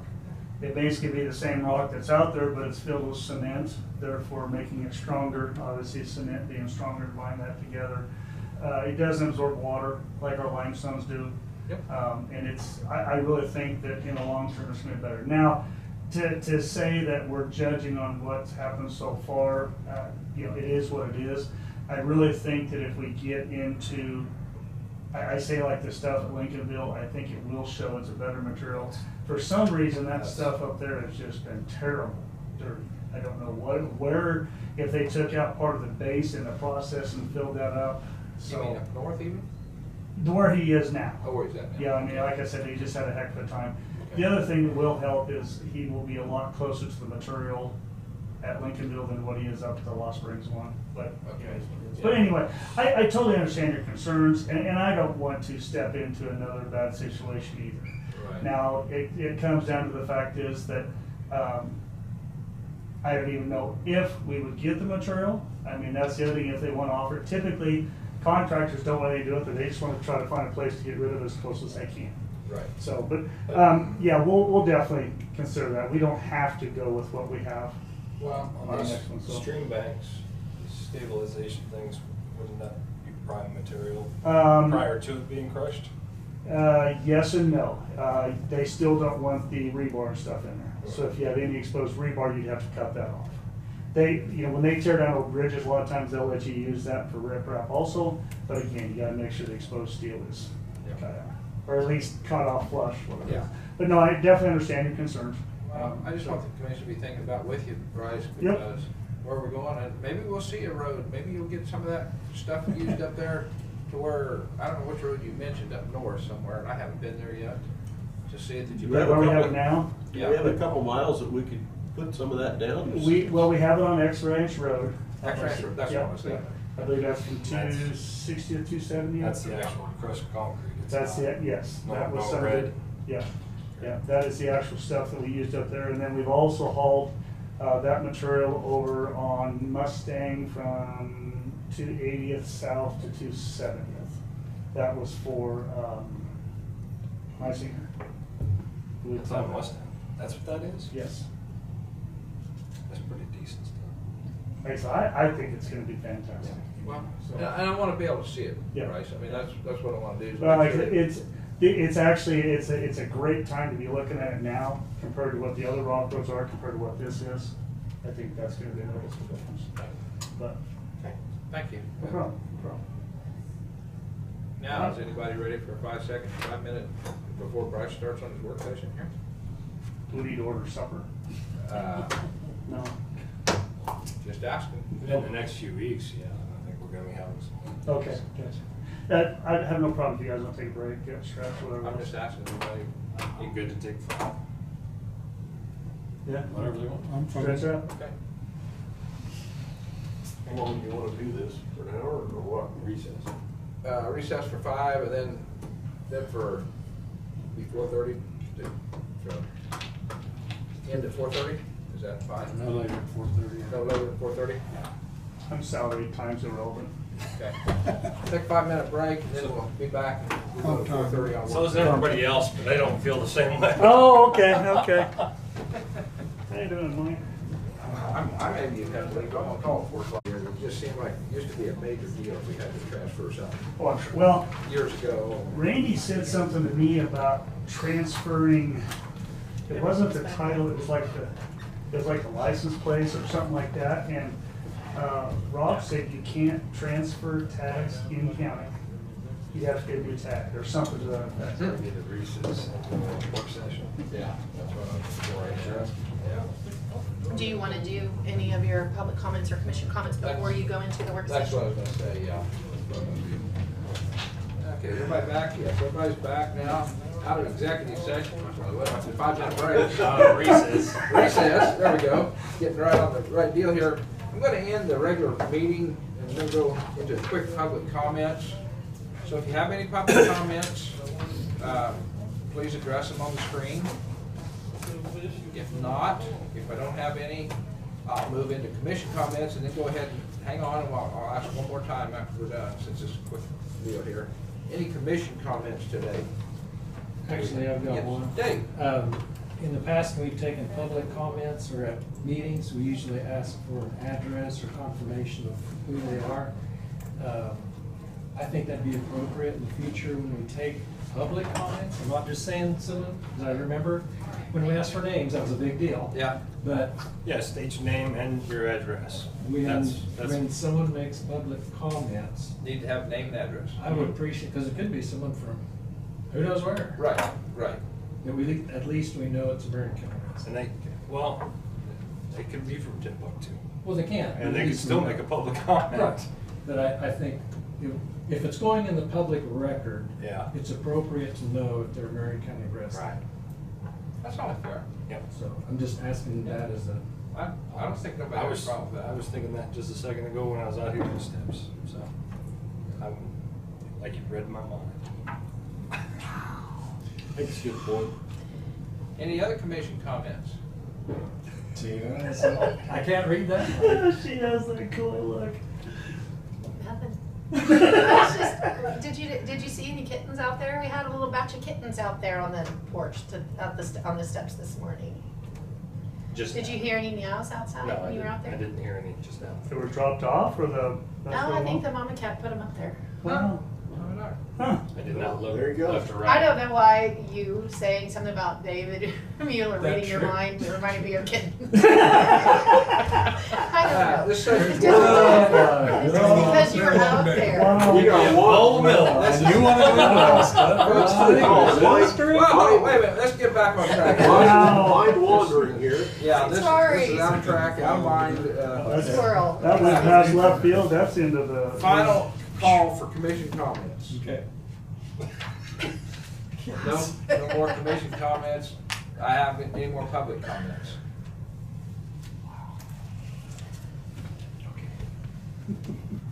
State your Can I name use and my address. A-list mountain bike? Yeah, 2876 280th Lincoln. there you go. Oh, it's been over 6 months ago. Started a public comment and was told I couldn't continue that because of the subject. Oh, As wanting to still continue my public comment, is it possible to go to executive session to do this? No, Okay. it's not. See you. Yep, okay, thank you. All right, moving on, we're gonna start a work session with Bryce. And Bryce, the floor is yours now. And All right. remember I that we think that will not. last time Brad just had you adjourn the regular meeting. Okay. I make a motion to adjourn the regular meeting. Second by Kent. All those in favor? Aye. Aye. 5-0. Now we're gonna start a work session since we're adjourned it. And this is, no decisions made. This is strictly a work session and we'll go from there. So you can go to the kittens first. Sorry, I apologize for that. no, that's all right. Okay. I don't know Things get stuck in your mind. I don't know what Bryce's problem is today, but he's up to trouble. So Yeah. let's get busy with your Well, work I'll tell you, session. after last week and this weekend, so. Yep. I think I've got the same information for everybody here. What I'm gonna kind of go through is the first one that has a green copy on it. I basically X'd out the areas that we actually rebuilt last year. Now, this is actually based on the 5-year plan that I gave. I had in there 2020 and 2021 planned rebuilds. So we have got on some of them, but we have more work to do. So that's just for information. What kind of roads? These are all rock roads. All rock roads, Yep. So, I will tell you that Chisholm, 90th north of Chisholm, we took out that culvert and put in 2 culverts because they had talked about, the water going across the road. They said the water did come across the road again, but the road is in great shape. Yeah. So and I said, based on getting 6 inches of rain over there, there's nothing that I was gonna put up there, but, I actually crossed that yeah, just before the rain. really. And it was, Yeah, but it was, like I said, it held up very well, and like I said, with 6 inches of rain, the water was gonna go everywhere. Good. But they sent me a picture, so I was very happy to see that it held up as well as it did, so. Good. Just like anything else, we gotta pull some rock out of the ditches and work on that, Yeah. so. The 2020 actual rebuilds is what we actually did. This includes the work up north. We had to deal with the unofficial detour with the residents up there with the KDOT project. So just added those in there. Otherwise, they're pretty much the same So the next map, I have 2020 section men rebuild request. That's basically what the section men want to do. Tremendous amount of work. But that's why, you know, these guys are out here, they know what roads that cause them the most problems and whatever else. Now I did put it a purplish, is basically what they want to do with a light rebuild. That's basically just pulling up, no real ditch work, just pulling up the shoulders, putting the crown back in, and then putting good rock back on top of it. So that's kind of what we're looking at. Obviously 290 east of Lincolnville is going to be subject to what we come up with Burkamp. But obviously, if whatever the situation is, we need to do some work there because that road really takes a beating. But like I said, my blade men are definitely, you know, encouraged. They want to get stuff done. But when it comes to the fact is that if we do these rebuilds, we'll have to pull other guys out of sections. We'll have to provide some sort of support staff, rollers, things to that effect, possibly a water truck, depending. We don't need any water truck right now, but so we'll have to have that. I will tell you that we had 2 summer help start today. So if and when we get to the point of getting back to patching and stuff like that, we'll have some flagmen. So that's just like everything else, is trying to get help, you know, for those support things. So hate to pull the more experienced men out of the equipment to do that, but sometimes that's what we have to do to make it work. But so anyway, that's what the men would like to do out there. Finally, that last sheet is the 2021 planned rebuilds. That's kind of the big ones we're working on. Again, the light rebuilds. You know, it doesn't seem like a lot compared to the county, but yet that's 32 miles. And that's typically twice what we do in a normal year. This year obviously has been unique, and the fact is that we really haven't done an awful lot this spring other than try to play catch up with rock and rain. So obviously temperatures are finally getting, well, even the end of the week maybe conducive enough to where we can maybe start doing something next week as far as patching and things like that. So, but anyway, again, these are planned. I wish I could say I knew what the weather was going to do between now and then, but here we are. You know, it's been cloudy and whatever else all day, and that just kills me all the way around. The roads that are wet don't dry out; they get more rain and mushy. So that's kind of the plan. Your plan on 360th up there? Yes. Where I was talking about where I met the guys up there looking, is that to take all the way and ditches and bring it back up, or you no, just 360th is actually in pretty good shape ditch wise. There may be a little bit of work. The main thing is the road is just too wide and it needs to be narrowed up and have good crown put back in there. That carries quite a bit of traffic going east that way.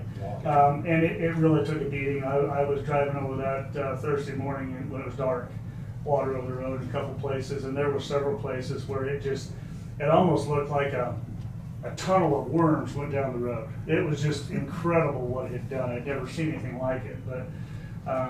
But yeah, and there's about a mile, anywhere about a mile to 2 miles east of Ramona. There is some ditch work there. There's a big drainage area through there that we could do some work. But for the most part, it's just going to be going in there. And what I'd like to do is disc up the shoulders, have the blades, bring it up to the top, recompact it, and then go back with some bigger rock or maybe the crushed concrete and do that. I think it should go fairly quickly if we can just get going on it. That's the name of the game. But like I said, right for the next probably 2 weeks, I'm guessing we're probably going to be chasing down flooding and getting rock across the culverts and stuff to that effect. So we'll see what happens. But anyway, that's the plan. You know, again, I don't know what's going to happen. We really need to push to get our patching and sealing done during the hot times, you know, and get that out of the way, because that's probably the most important as far as traffic goes. I guess there's an awful lot of information. I basically just give you all this information. You can take it and home look at it. If you have any questions, get back with me, whatever else. It's just an awful lot of information. Tina said you're worried about rebuilds, equipment, and contract hauling mainly. Is that the way I understand it? So, okay, here's what I was talking about, or what requests for equipment purchases. later on, the next information back here a little ways, I could have a bunch more motor grader information. But one of the things that I'm gonna kind of push pretty hard for is a new boom mower. The boom mower that we had, basically, we were using it and it had been used so much that they broke out the whole center part of the mower. $5,500 for a new deck. So. For the John Deere? Yep. And, you know, the tractor is what did we say it was, 12, 13 years old now? They said you bought that new, if I remember right. Yeah. So anyway, but there, again, you look on Purple Wave, people are selling left and right. You know, those tractors take a big beating. So I still would like to get a 3-point that we could put on the back of a tractor so that we would still be able to use the tractor for other reasons if we need to. So I'd like to look into that pretty hard and get some more information. I originally looked at them, I think it's even 2019, and just never did anything. Did we buy a flail mower last year? Yeah, that was just a 3-point on the back of the tractor. But it performs pretty well when you're out there because you can hit some of those stray things, whatever else. Those rotary motors, man, if you hit something out there, you can just mess it up pretty fast. Yeah. So, backhoe, I mean, we just had the rear end rebuilt on the backhoe, and they said that's only basically a temporary fix. They're already wallered out, and it's going to have to be rebored and everything else, so it'd be a huge thing. So I would kind of like to look at getting a new one there. The motor graders, again, we'll talk about later on.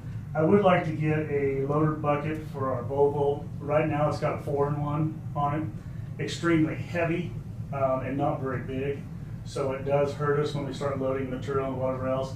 The 4-in-1 was bought with good intentions, to grab things, whatever else, but it's not worked out real well.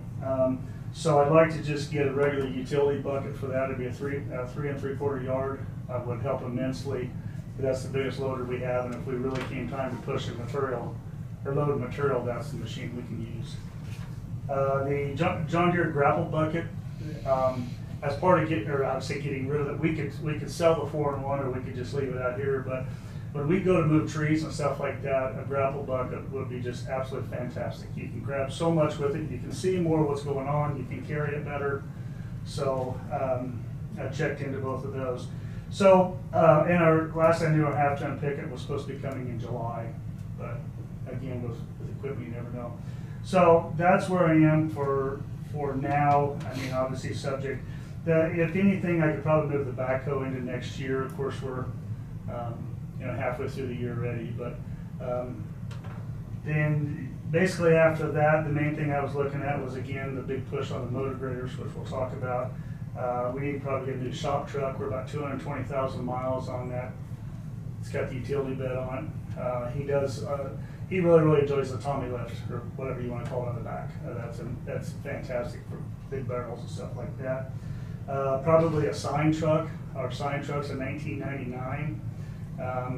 It's reasonable shape, but the digging part of the bed or whatever else has seen its better time. Wallered out and things like that, and I think if we went back and tried to rebuild it, we'd be looking at new anyway.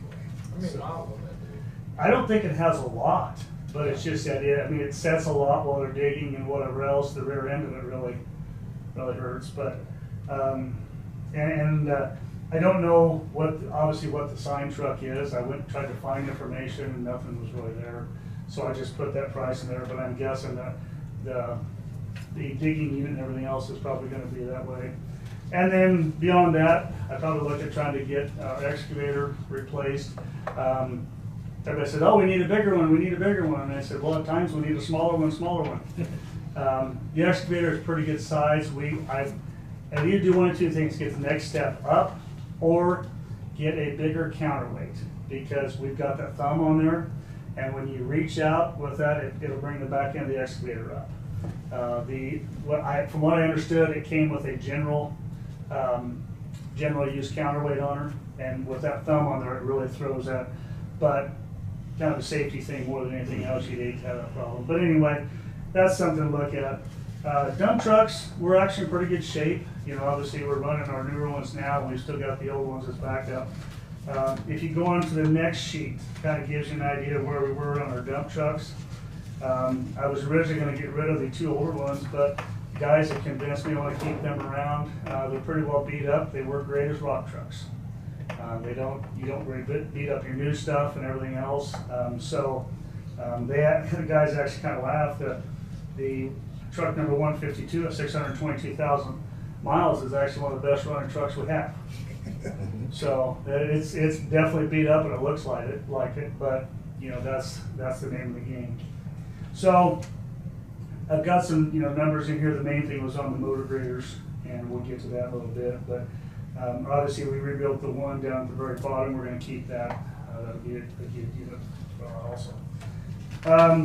Going on to the next sheet is a rough, and I forgot to fix that, is a rough spreadsheet of lease purchases that we currently have and that we are looking at in the near future. Bryce, I think you might not have this newest, Numbers on there. the Yep. cat motor grader. I think you're missing one that we did in 2020 in December. Oh, okay, yeah. And that's a $31,074 payment through 2025, so. Yeah, that's one we just got, we didn't get it on here. Yeah, No, okay. Okay, and the numbers for the used tractor with the mower, somehow I got some wrong numbers in there too, but we can get those updated. And just one other thing too, Yep. I think on your, the $8,000 a year one, I think you've got your balloon payment in the wrong year. Well, Ryan showed it was supposed to be in 2024. Well, I just put it out there to say that was the balloon payment. If it's gonna be the $8,000 plus then or whatever else. Okay. That's what the balloon payment would be in 2025. So, anyway, that's kind of where we are now. Obviously, we can update that. The next 2 sheets are the motor grader information that I've got from Caterpillar. From what they're telling me is, what we're looking at is we're getting, it's called a 140. It's basically the same size as the old 12, horsepower wise and everything else, but we went with front wheel assist. The front wheel assist that we have got, that we've had for several years, that operator absolutely loves it. Other people have tried it. It's great getting around. And according to Caterpillar, the extra, I think it's $27,000 or $30,000, would by far be worth it in the end on the resale value. He said everybody that's going out to try to get those, everybody wants the all-wheel drives. Save you back tires or anything like that? or- Well, not necessarily, but it would save us, it should save us some spots where we can't get in and out of, where the guys, they get their back duals in there and there's no, that's their drivers. Well, if they have a driver up front, Yeah. it's helped. So, but based on the information we went through and got, we didn't obviously get the top of the line or anything else. One of the things I did spec out was a grade control to where it'll set a certain grade. You set the top in, it sets a grade, so down the road you go, and it's supposed to keep track of that. So that will help. GPS. It's not GPS, it's just Laser. based on the sensor of them. That is all available. And I mean, available for what you want to pay. Right. I think it was like $60,000 for the GPS units and whatever else. It's basically like a slope meter that's set on the blade. So it's an automated system that it'll control that. So Does any of that, I mean, cost comparison, does any of that play into time and material loss? well, I look at the fact is that now the guys can't sit here and say, well, I'm running 4%. No, you're not. I mean, this is set at 4%. That's the thing is that the guy thinks, well, I'm better than that machine or that better than that grade. No, you're not. That's what it's there for. Because I've seen some guys, dirt work guys, they're running with less people and they're getting the job done faster and they're bringing it out to the dime on the amount of dirt they're bringing in. Yeah. And it's like, The biggest issue that you deal with on GPS and stuff like that is just your equipment purchase and your maintenance and upkeep. You know, those are always getting bounced around out there, and that's kind of tough on them because most of them will have the arms up on top. And the fact is, if I turn around and I start getting on one, then how do I put it on all 12? You know, so it's gonna be a huge initial investment. So- Turn-ins, reach out and get them and stuff. Well, yeah, in my case, we'd have an issue. Of course, you know, the guys are gonna keep things trimmed back, so we're not gonna have that issue. Yeah, But okay. I mean, honestly, I looked into that. This was not the lowest option there was. It was kind of the middle option that we chose. So now, here's to say that we go with these and then we turn around and want to do something different with the next ones. You know, that's an option too, so. CAT doesn't have that option to put it into their lease. Well, they do, but again, what we did, it's just like ordering a new car. Yeah. They give you all these options, you pick, you know, what you think is good. I mean, So it adds 60,000 to the lease. just the price of the machine. Okay. Yeah, So I mean- spread out, it's not. Correct. So, but like I said, you know, I can, well, in fact, just the information, I don't know, we don't need it, guys. I'm Okay. just saying, Nicey, I don't want to say anybody else. Right. I would be leaning more towards some more of that. taking the more control out of the operator and into the machine. Well, it'd be assist. Yeah, it's More more of of, assist. more getting done more with less. Yeah. Anyway, Are these the current lease purchase rates? yes, well, Cat's that Drum? was as of probably 4 weeks ago, maybe, when I got this. Now, in the top right-hand corner, you see assumptions. Obviously, the thing is, if we want to start leasing blades, it'd be nice to continue the plan. I figured them on a 4-year, 4,000-hour lease or a 6-year, 6,000-hour lease. Now, the value that they, in the middle there, the value is the estimated value that it would be after that many years, and that is depending on a shot in time right now based on our economy. When we get 4 years down the road or whatever else, the economy could be booming, they have people clamoring to get these, the value goes up. The other way around, it's like, well, there's not as much market for them, again, nobody knows. These value, the total number there is based on their interest rate. Again, we could probably get a local interest rate that would be less than that. And so that would make the changes, but like I said, we could probably get a lower interest rate. But we could probably sell the old blades, I just said on average $50,000. Some more, some less, don't really know. The payment after that lease, basically whatever the value of that machine was, would be put against a new one. Whatever the difference was, that would be our new lease payment that we would essentially perpetuate. So we will develop equity in them. What we're finding out is most of these blades, once they get to the $6,000 to $8,000 hour range, is when they start developing these problems. Injectors and fuel problems and stuff like that. And that's basically industry-wide. You talk to anybody that runs into that. So by leasing them, CAT would take care of all those major issues. I can't remember whether we were to do our own oil changes and stuff like that. We would be responsible for tires and cutting edges. But at the end of that lease, if we want to get another one, we would basically take our tires and cutting edges, whatever else, transfer them to the new machine they brought. We'd put ours back on there and away they would go. So we'd have a brand new lease and then we'll have to worry about those again. Based on that, I've got 4 different scenarios here. The 4-year lease at 3 years, 3 units per year. The 6-year lease with 2 units per year, and then right on down, and you can see kind of the cash flows that would be during that time. I tried to make a total for the year, and then the recoup would be like selling motor graders. You know, whatever we lease new, we would sell the old ones, so that you can see.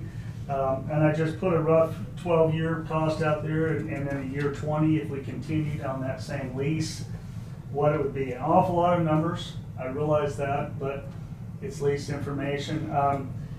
If you're looking at, you know, the dollars per year, the best thing you're looking at is probably the 6-year lease with 2 units per year.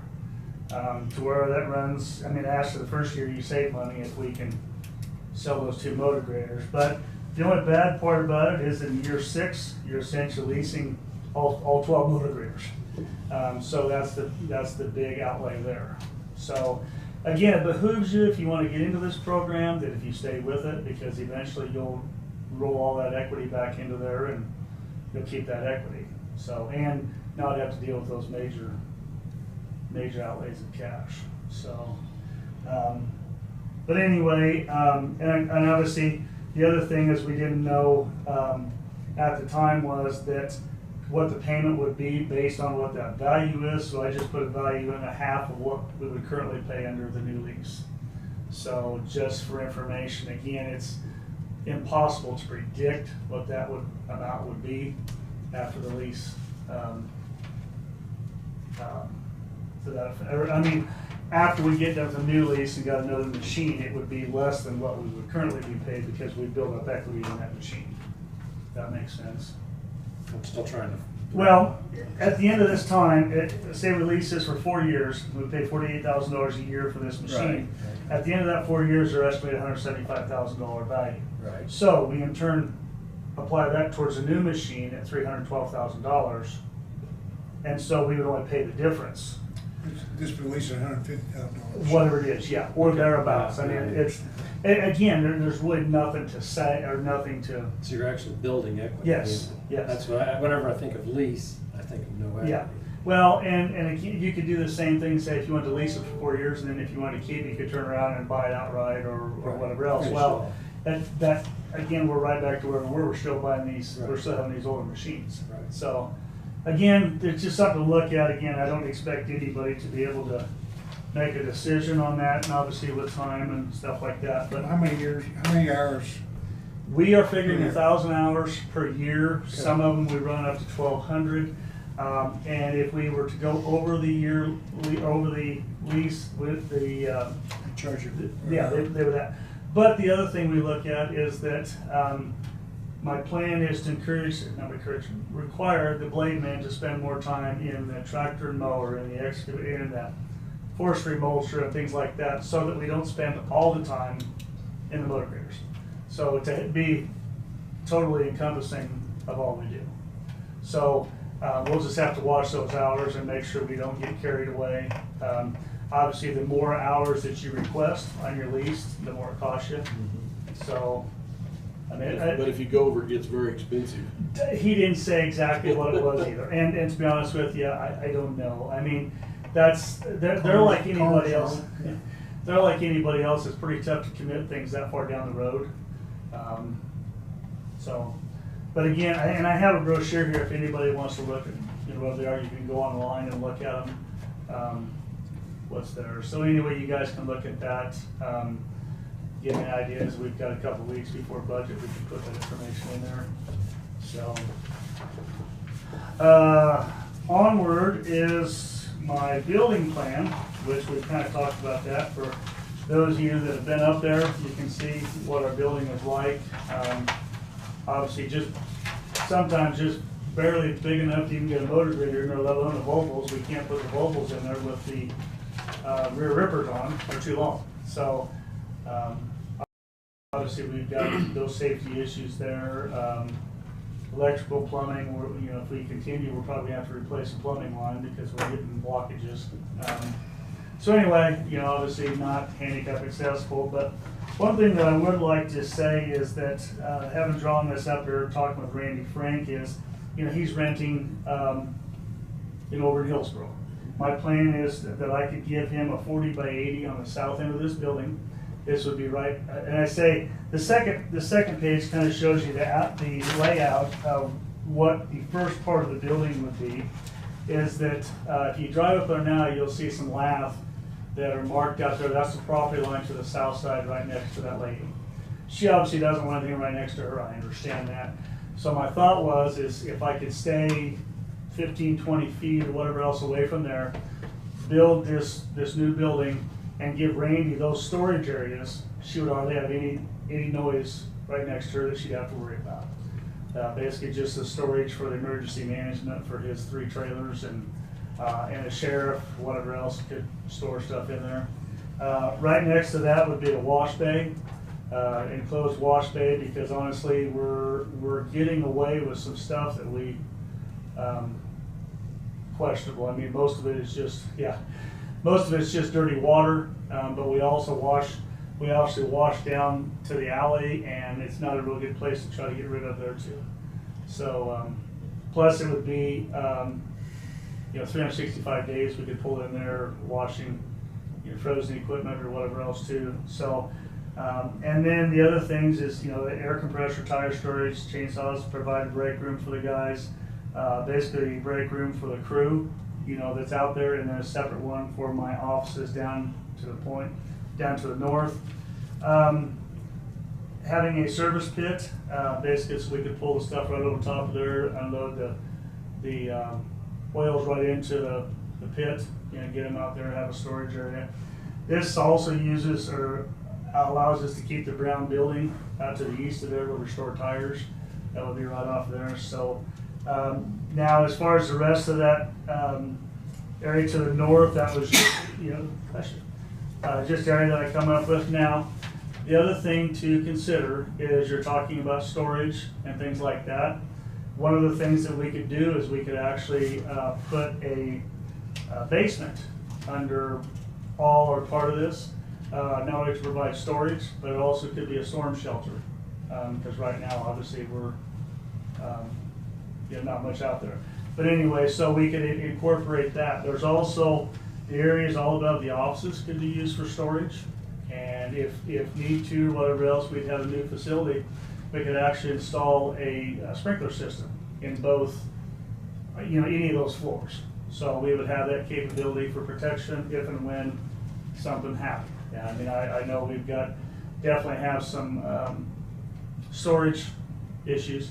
Now the other thing is, I'd actually talked to Sharon, about a place for her offices and stuff too. Now that may move over here if and when, okay. But anyway, so I mean, there's the option, I can either go farther north or I could go up. The other option is maybe to put health department in there too.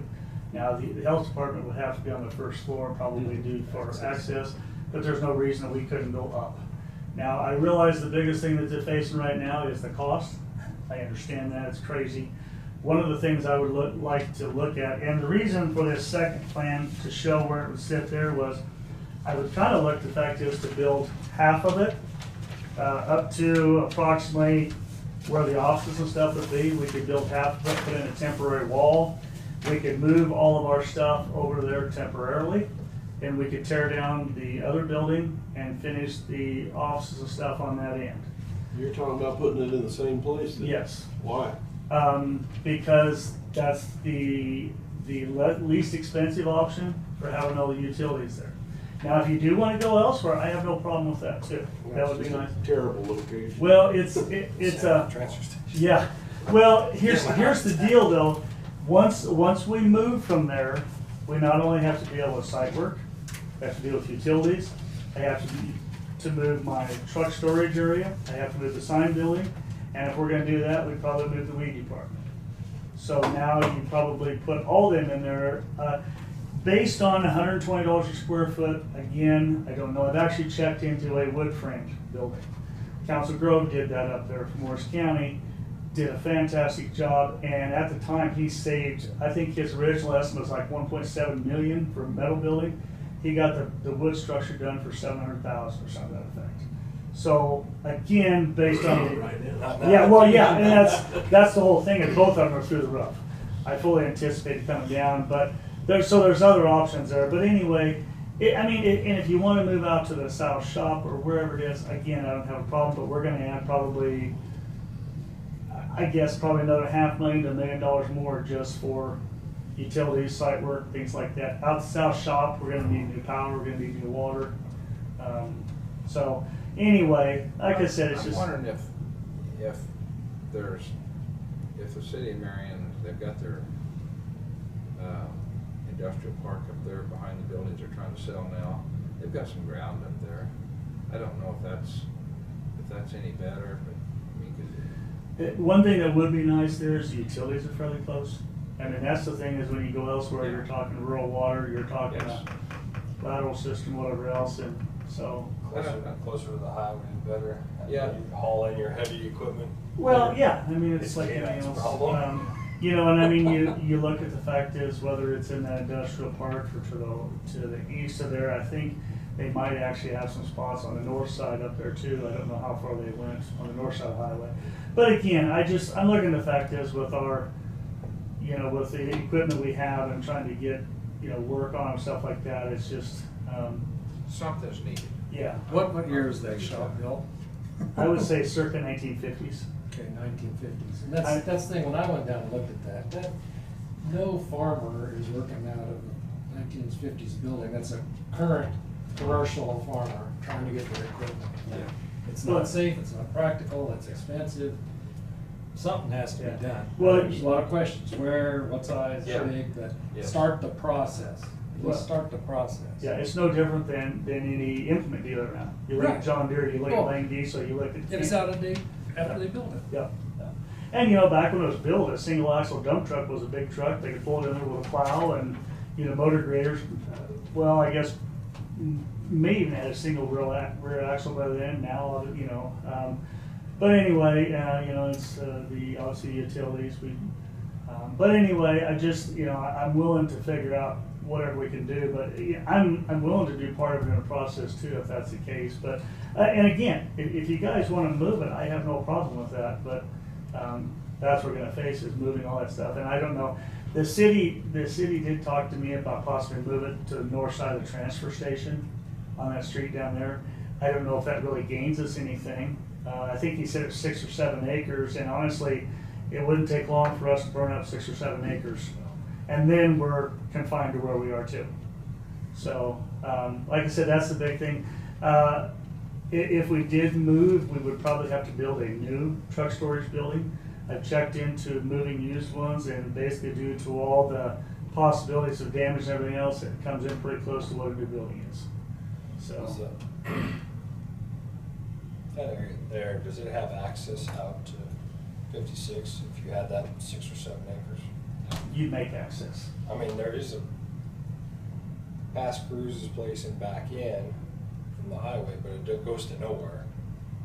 Does that reach that far? Well, again, you can do whatever you want to Yeah. once you decide that location. I mean, I say it's a small investment compared to what you're looking at, but you design that access for, you know, KDOT will allow you any access coming off there for the You most spend $1 part. million building a road to get out. Well, I don't think you'd need that much, but, you know, again, like I said, I'm just throwing this stuff out there that, you know, I've had several local contractors that they want to do whatever they can to help, you know, because obviously they know. Did you get any ballpark quotes? Well, again, it depends on, right now, I think it's, You're yeah. probably out of there. Probably thrown out now. Yeah, talking with Cody and stuff like that, basically, I thought maybe we could get it done for less than $100 a square foot. He said the ones he's done have all been right at 100 to 110. That was several months ago. But again, I want no urgency. One of the things I'd like to do is at least get a plan established. If nothing else, we build a foundation, and then, because it's gonna. I know the metal building said that they were months out, but it's like everything else. You had to sign that to get your name in the pipe. So. Some of them have been 2 years away. Yeah, but the other thing is I actually checked into, you know, the wood building. They can actually make wood trusses that go up to 96 feet wide, I believe. So one thing that was interesting about the wood structure was, instead of having the red beams hanging up there, they have a flat roof. And they have acoustical tiles, basically like a fiberglass composite, that have holes in them. And they have 36 inches of insulation above there. You can drop a pin, whatever else, in the middle of that place, and you can hear it. It's incredible, the sound deafening. You know, equipment's in there. You can actually talk to somebody right next to you. For whatever it is, that acoustic tile makes a huge difference. So, but anyway, again, you know, the other thing is looking, if we do build a new building, I would like to put, you know, all of our road bridge facilities out there in one spot. Just for the ease of our, you know, working together. The other thing that helps you is the courthouse, is that provides you 2 rooms for storage, whatever else down there. He mentioned about an administrator. Well, it'd be a good place to, possibly put them if that's the case. Just throwing that out there that, but like I said, there's so many advantages that we can do by putting all these resources together. And obviously, if you can get rid of the rent and everything else from these other places. So, lastly, real quick, I just did a recap of the roads. Obviously, we did not get the cost share for Indigo, so we'll have to look at that. Anything with a red star, I kind of said it'd be should be a high priority. Obviously, 190th, the Kansas from 56 down to the fertilizer plant is really taking its toll. I don't know what the solution is. The green ones I put in there mainly for the issue of we don't know what's going to happen again with this Father Capon thing. That would be the two roads that would be majorly impacted there, just for that information. And obviously with the now, that's the ones that are under contract, Nighthawk as well as 330th. And then down at the bottom again was 140th from, wait a minute. Okay, sorry, I went all the way across. It's actually from Sunflower over to Alney, and we've talked about that. Rock patches are holding real well, but it again depends on what you guys would like to do with the road. Whether we go in and mill it up, turn it back to rock for a while, or we go back and do the full depth reclamation. Again, that's going to have to be a commission and or budget thing. And then lastly, I just put the ceiling cost or the ceiling schedule in there. Basically, not any different before. We can adjust things up and down. Obviously, make a few changes. We've got some roads overlaid and whatever else that will change that. So we will continue to do that process again this year, assuming that the weather holds out for us. You're gonna seal Indigo? We had, that's just on the plan. And so again, we just set that in there, so if we do something with that project, we just move it back out farther. We just leave everything on here so that we don't miss anything. And so if we don't do it, then we just make that arrangement. So I'd like to keep that list on there so that we don't lose something down the road. We've got so many roads. So Have you just driven Indigo and just looked lately, Bryce, and see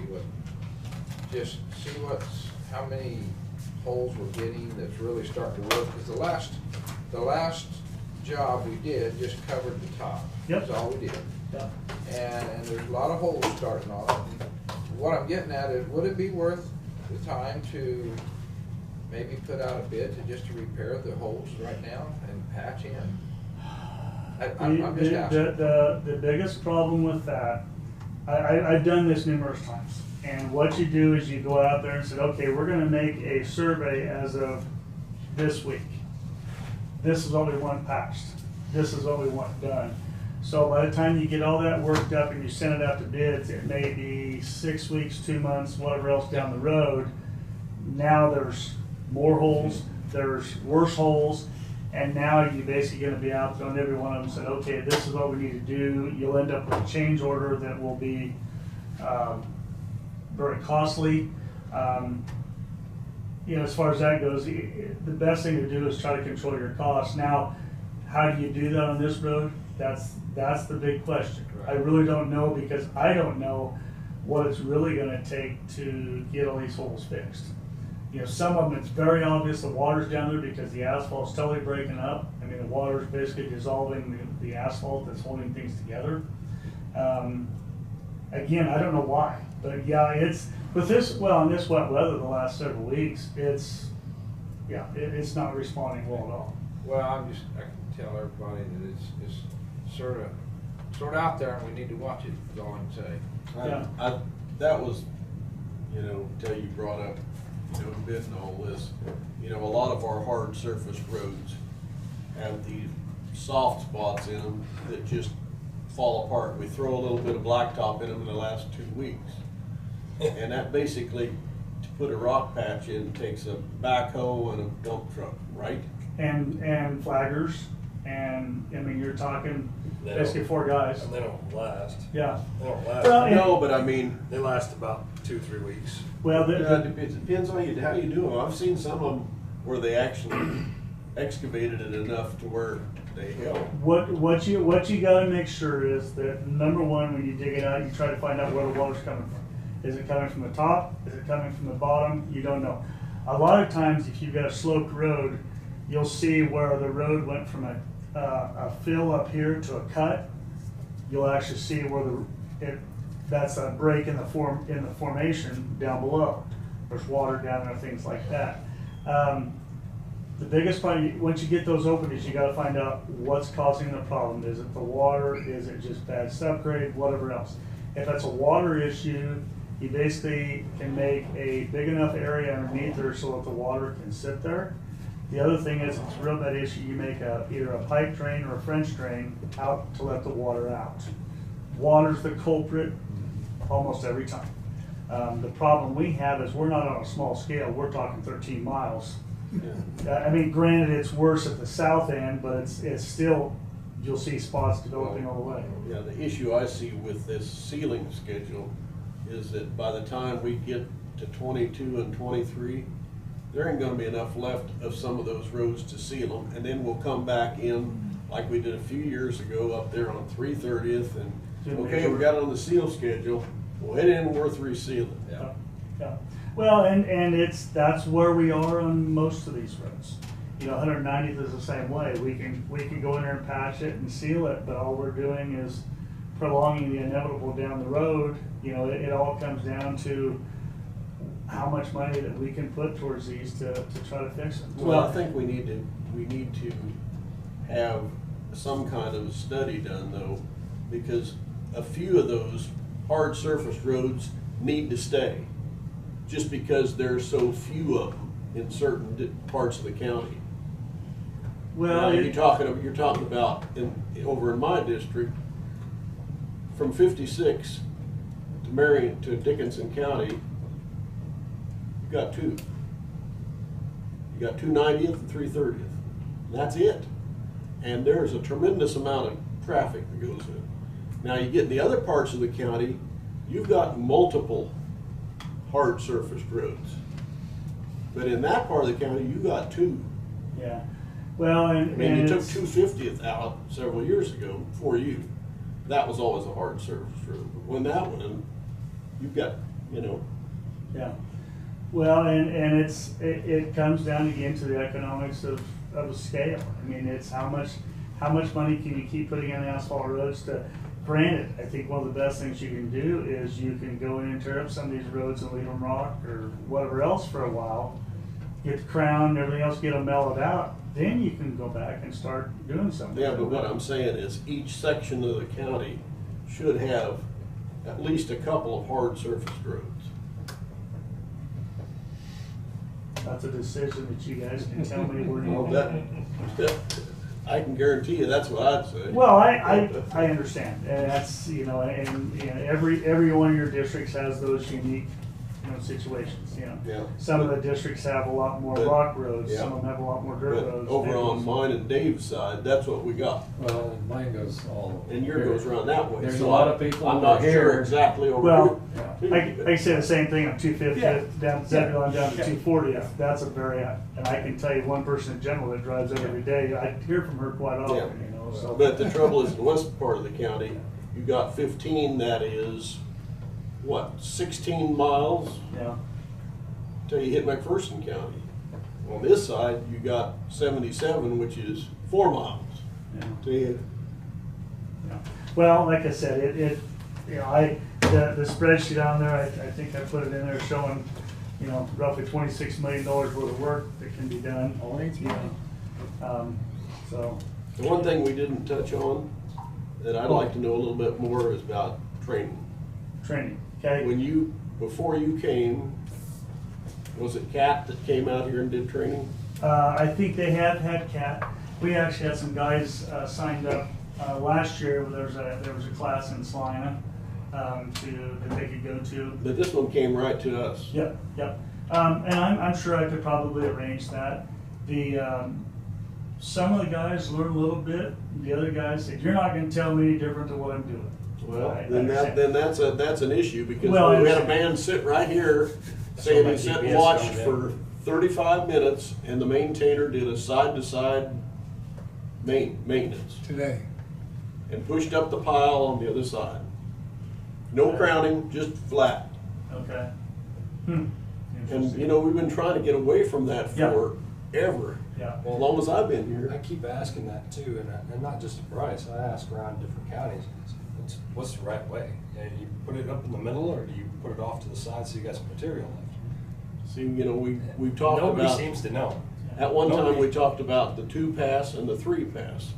You know, I'm guessing the 3-pass is where you bring it into the middle and then you, Yeah. That's Well, level and, off. and some of the roads are actually wide enough, they can almost do 4 passes. well, Based on what's out yeah, there. I'm just talking about the average Marion County road. And what I get from the blade man is that, well, I can't do anything until I get rock. Well, I mean, no, wait a minute here, let's not pass the buck. The biggest thing that will help immensely is getting the crown put back in them, whatever it is. That's the problem we face, is getting that crown. I mean, back in. what we're hearing is, when you put the rock on, they off it. Well, yeah, I mean, because that naturally puts the crown back into it. You know, when you're driving down the center of the road, and eventually, and what we hear is, oh, well, you dumped all that rock on there, then you blade it off the side. Well, then we also hear, well, you dumped the rock out there so thick I can't get through it. Well, Or, that usually only lasts for about 3 months. yes, Until we get some rain and pack, and Yeah. then all of a sudden they're happy. yeah. But that's the thing is we deal with. And then the guy said, well, I'm trying to spread it out a little bit. Well, again, with the highs and lows and everything, it comes down to the fact is we can't win, you know. But I understand your concerns. One thing that I did forget we were gonna talk about was the contract hauling quickly. Did you guys have something in mind, or just to make sure that we don't get like we did last year? The biggest thing that I'm looking at is, obviously I don't want to use them any more than we have to, simply because of the cost. Secondly, we've got the crushed concrete going against that money also. I will tell you that we are making a spreadsheet that will keep track of all that stuff, making sure that the truck companies are very, very specific where this information went to. That also helps us when we put it in the STAR program, if we know exactly what mile it went to, instead of just saying, oh, I hauled rock for 3 miles down here. That's not what we want. What are you burning a week? Are you burning 50,000 a week, 100,000 a week, or what are you burning? Well, we just, as far as the contract hauling, Yes. we just started this week. I know, but what's it gonna cost us a week? Well, depends on how much we're hauling and where we go. Because if they have to haul clear to the northwest part of the county, it's gonna cost us more than what it is down here. The guys are looking for work right now. They're so wet, you know, they can't haul anywhere else. What's an average across county? We run anywhere from about $7.25 ton to $9 a ton for the haul. So, I mean, we can haul it. That's half the cost. Well, you know, and that's what I'm saying. That's why it took so much last year to do this. I mean, but you're hauling 25 tons compared to our 15 tons. Yeah. But the biggest thing you face is, no matter where you're coming from, you know, whether it's Burkamp, Quarry, Woodbine, Harshman, is just the trip. Same thing, we go get sand, it's 50 miles. It's just to get back here, but, you know, these guys they've got to cover their fuel to get out there and back, and so. That's why it'd be nice whether we can utilize some of that bird camp stuff too. Well- Then you can keep your trucks in Hud's north half or south half. Well, yeah, I mean, that's, like I said, based on that decision of what they're gonna do and things like that, but, you know, again, most of the people I've talked to said, I don't care where the rock comes from, I just want rock. You know, so is it less expensive to buy it from them? For the other commission members, sometimes we allow 100,000 for a job, 200,000 for a job, and to haul for so long and shut it off at that number. So that's why I was asking that. Yeah. Well, and the other thing, we've always been trying to get these roads covered, but like I said, this last month has just killed us. So we went to that point, but yeah, we're just gonna have to make sure that, well, and we will keep track of this on a monthly basis. The other thing that, the documentation we got from those guys really, wasn't specific for what we were looking for, so again, that's one thing we're working on, just to make sure we keep track of it, so. But I'm definitely up on what you guys are saying, you know, we've gotta get the roads covered within reason and stuff, so. What are you throwing down about right now? I mean, like you putting down mile, not a rebuild, just to, say you're gonna put rock down this mile. Well, for What are you instance, putting down? on Pawnee, I believe they're putting either 300 or 400 tons a mile with SS5. I believe 360th was gonna be 400 tons a mile. Is there any way you could reduce that by supplementing sand? Sand helps, but it really doesn't help until you've got the base established. Mixing that in So there. basically, you still gotta put down that 400 and then put sand. Yep. You can't, Well, again, sand helps. you can't put 300 down and Well, 100. Yeah, typically, but the problem with sand though is we still have to drive clear down to Wichita to get it at $5 a ton and then haul it clear back up there. But you're still saving four or five, something dollars a Possible, ton. yeah. But the one thing that sand helps is definitely when you start maintaining it, it fills in Right. those voids and everything, but the It biggest also problem keeps is, you from throwing the rocks out in the field. well, yeah, the biggest problem you face is that if the sand gets beat into the dirt, there's really nothing left, it just creates a sandier, muddier mess. So, I wish there was just a solution that I could say. Is there still a sand pit in Abilene? Yeah, there's some up there, but again, it's, you know, on the northern part of the county, it's great. Southern part, it's that same distance. So, yeah, there, you know, you can go to Hudson, you can go to Salina, you can go to Abilene, you know, all around the place. Now, I did find out that over here, south of Hillsborough, there's actually a site over there, but come to find out that that material is actually used for the every substation, and it's not a sanding material, it's more of a dirt. So I thought, darn, maybe we could come up with something, but always looking for places like that, so.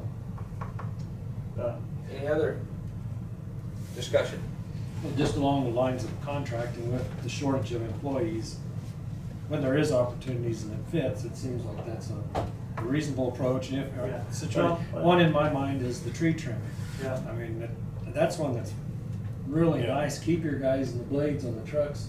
And tree trimming carries so much liability, cleanup. I think that these guys that do it every day, they've got their booms and their chippers and I've had a lot of compliments on the contract tree trimming. A lot of people were really happy with They it. did a good job. The fact is, I'm gonna follow up with them tomorrow, because they said they're done. I asked them to come back to do a little bit of stuff that they didn't do, so.